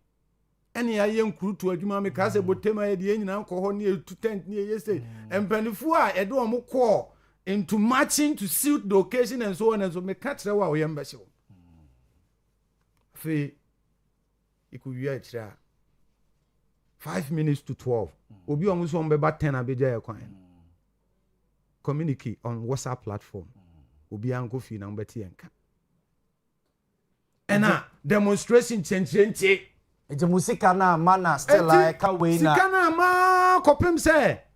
E could room pempen so be or hani ascend 1,000 Ghana cedis. Na sikaya abu bosui. Akodi ba akufo botom no mu ekoye adwuma 1,000 na hwe me yire me bunu papa wa ya de. Na me koba ye no. Sani o si di me ho ya no. Atam ko anu ani de me. E ka se obedi atam. No ko baby akoye adwuma watu ko. Be nyina de ode ba ye. Oh, kafra wati. Eti all that I'm saying is say sika no kodi obi botom a. Omonye omade. Omonji pe volunteers yes we de wom. Mate. Alaji ma memra wo ho no mo xenophobic attacks and visa. Ehon semi e-visa platform ya lanchi maminti walaji. Xenophobic attack very unfortunate. Ya kan wasam sha ya kasa. So South Africa so that's the upbringing. Within themselves cry no almost that's feeling of say me above you, you are down daddy. Mandela the baby it's now they even attacking Mandela say Mandela could sacrifice some mamrofo. Mandela arbitrary omo obi a wada prison for 24 years or so 27 years we see all na arbitrary na daddy. Now you see Krobia Kroman engagement, this is what happens. Krobia Kroman engagement, this is exactly what happens. Because Omofi say mo a wo na mo ba mo yeska mo jomo girls mo na mo ball life mo mo champions omo hate it happens everywhere in the world. And advice no kind of phone say I'm praying who are back as before be and the no ko. I know people have huge investment there, but if it's properly documented ko e shoba be jwade the omo ye no and say election is at the corner no abandon person take in action because EFF issue about Malema yeah dibia humbo numu Malema so control over the youth. Yes, that's a youth that's so much so stop on one what shall affect too and especially when PDC say enko ye mom na that and it is a government in the baby South African government on 3 years for now Zuzu na da Jimina 7 on Benjamin and to our office say opportunity to leave Bragana but I don't think the government should only apply the diplomatic means. We can do something. You can't say all the installations are shut down for now. Not necessarily installations shut down for now. If you send me a video, ShopRite has been attacking Nigeria. Yes. ShopRite. Yes, sir. Then we are not that violent. We should shut Amuntum. ShopRite. Amuntum. I mean, that's my proposal. ShopRite. Shop Kakraka. You see, you don't think about thousands of Ghanaians are more. It's true. The body be a wire and I saw what on them legally. It's true. It's true. Most of that George now about sanity even in Saudi Arabia cool. Saudi Arabia because most store Yemeni in a team, Bangladesh in a team. I don't Arab no Okada or their condition on the line shareholder. One team by Anna. Even phone covers, we have to do by phone cover. It's only kind of Namka. Yes, for say, Castle for also or the Adeni Sia will say, no, half of the Nigeria my own view. He pretends I want and they are very aggressive. We have all. Yes. We will be at a memoir, a bedroom by 6 months. So a Bible 1 year cry. What I'm so we saw one is okay. Really? For saying, Zongo police here, and because Juma, very well, open for police for by Mamma machine. Taxi abesi ho ame mato ade ayedi besi ma akwa na said that o me empake for a brief moment onche ne phone ade no o me champions o me say Ghana o me na dia it was surprising to me and I was like Charlie na sa number dey I entiase o na edum boy ba ko kan se masa ya ade no free on fa car na mesi na reluctantly they will provoke you but we Ghanaians we are not violent one say sana money etina wa Nigeria mra na enu anam ko tombo frotation shine no yes ana ne omutina wa na say crofo ko to sa crofo omutunton na mi amuso na omuton amuto bi wi amuso muntu amubo no sum em say village bi say na mo for attack omo de betu TikTok later they have to remove it but obia did do matter Yeah, that is for years, man. No, say CBC. It is not in the DNA. Look, time crowd bush aliens compliance law now apply. Kokrum no. Obehu obi sebe. Europe not in down shots and some 20 years, 30 years. Or Sabaji. I know a house in Ashtown. Girl who still find that I'm not to move as my who's a constant between 1994 and 1997. No to move fit a muma a war Selui training can use a fit a war. Oh yes. Not to move. Yes. I'm also more about my men back at some papa and fear she and sent budget. Fear no just my friends Ashtown was signed a person and you cry friends pharmacy. And the kind of see near DNA mukra. Yes, we are not that 100%, but sense in any clean any no correct. We should send South Africa Siena. Sometimes we feel a number of nights of Musumana, a multitude of Musano. Because woman know mobro. Or knows I know what to pay. There's all your bonny, I know as your bonny found. And we say, look, I don't know white. Do you know why? I'm not going to watch now. You met me everything in South Africa don't know buy, including their gold. They knew. Until Montie Fanco. South Africa, I'm going to Fanco. I'm South Africa, United. Almost 10 pounds of Abrofono. Yeah, almost judges in the finance minister. It was Clement Mbeki. Never shall see, say he has to develop businessmen. And Cyril Ramaphosa movie, one. So Clement Mbeki. Nikai, almost former South African vice president. Obey president. On develop blacks, you know. Cyril Ramaphosa more far MTNE. Yes. Man, of say, under my government, I'm going to sponsor you to become businessmen. Yeah. I want to South Africa by magic. Because South Africa's in there. Can also want independent to be a but me and Becho, but they make and say, government should do something. Who say Tanzania? They say, baby Alasan. Yeah. Or catch him Tanzania president. Samia knew Alasan. Yeah. Was so, I'm be uncle to Crum. Now, Mamma suffer for more for playing. From there, because person would be never be able to pay. We don't want to do that. Either I mean, issue that way you can't get. I don't want that to reach, but some push no Montie. Some who say they also benefit from us. So what you wanna remittance the man who didn't know Jimmy. Now remittance obuso brand so. Me kuro me ejuma so mo say me ejuma. But the seminar there we na yanko. And see, I think said that they make but we there visa platform. Look, me this visa thing a good pass and in that kind. A very little says that, but I'm telling you, your border ain't safe. Our borders are not safe at all, Minia. And the Obi Abaka border is safe, because the Nipa wouldn't call Anke by best Canada day, and then me will be on such car or free just 7 hours. I asked myself, say I didn't about Kruma. And the year, because me who know no more says can no one yari. Because you got to sign him say, Sunny, I could have wait, given an house car. I found also on number no, or if it's a bit of benefit, no, just said to him, air up, and I was okay about the moon. Nobody but wanting to come. And then we found border. Yes. And then we're going to say, so the city are going to do a million Jania. We don't have his data. Yes. Your border is very porous. It's true. And very bad. It is man by man from Ghana. It is man by man from Ghana. Hey, yo. Say, my run crew kit kakra. Who they be at border? No, it's a teacher. But they would make sure say, what's the say across the border? Ghana, they are quite a gata. Maybe a film. What you know, what would be going to you'll be surprised at Adam Pan and Nipa were then. One more serious cow from way. Obia from Nipa back or from Colabel 7. So, me and the deal, the account of the buy. And I told us, oh, no,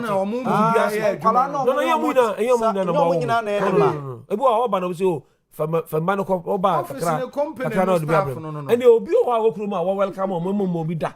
We know them, we can't tell them anything. And say, Minuka say, there are Igbos Amoka Pragia, they have Igbos Amoka Pragia, Amu are their friend of driving licenses. Ah, my, use Uganda card. Yes, they are using our health insurance that day. Why? We are sharing our health. Who apply through the appropriate thing? I have no problem with you. Yeah. But the way my errand come to you got some pomobi.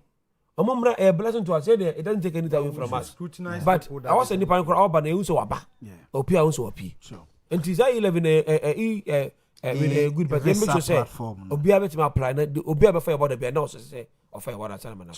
Allow you, Madam Massey, we are Madam Massey, Mammy from Muncia, not being birthdays in that yen sorry, and yam patch offer picture na me dia ma no to so ma me wate na yenko nana bibi ba boaten nana bibi ba boaten eye ne ho kani ene eye na woda ai ene na woda ene unu ba no ho wow ai oyinire ene oyinire birthday kwesi ada na ye ni kunu birthday o sa oh yes kwesi ada na ye ni kunu birthday TV wo hobi den ena enne so Crystal Palace Garden yes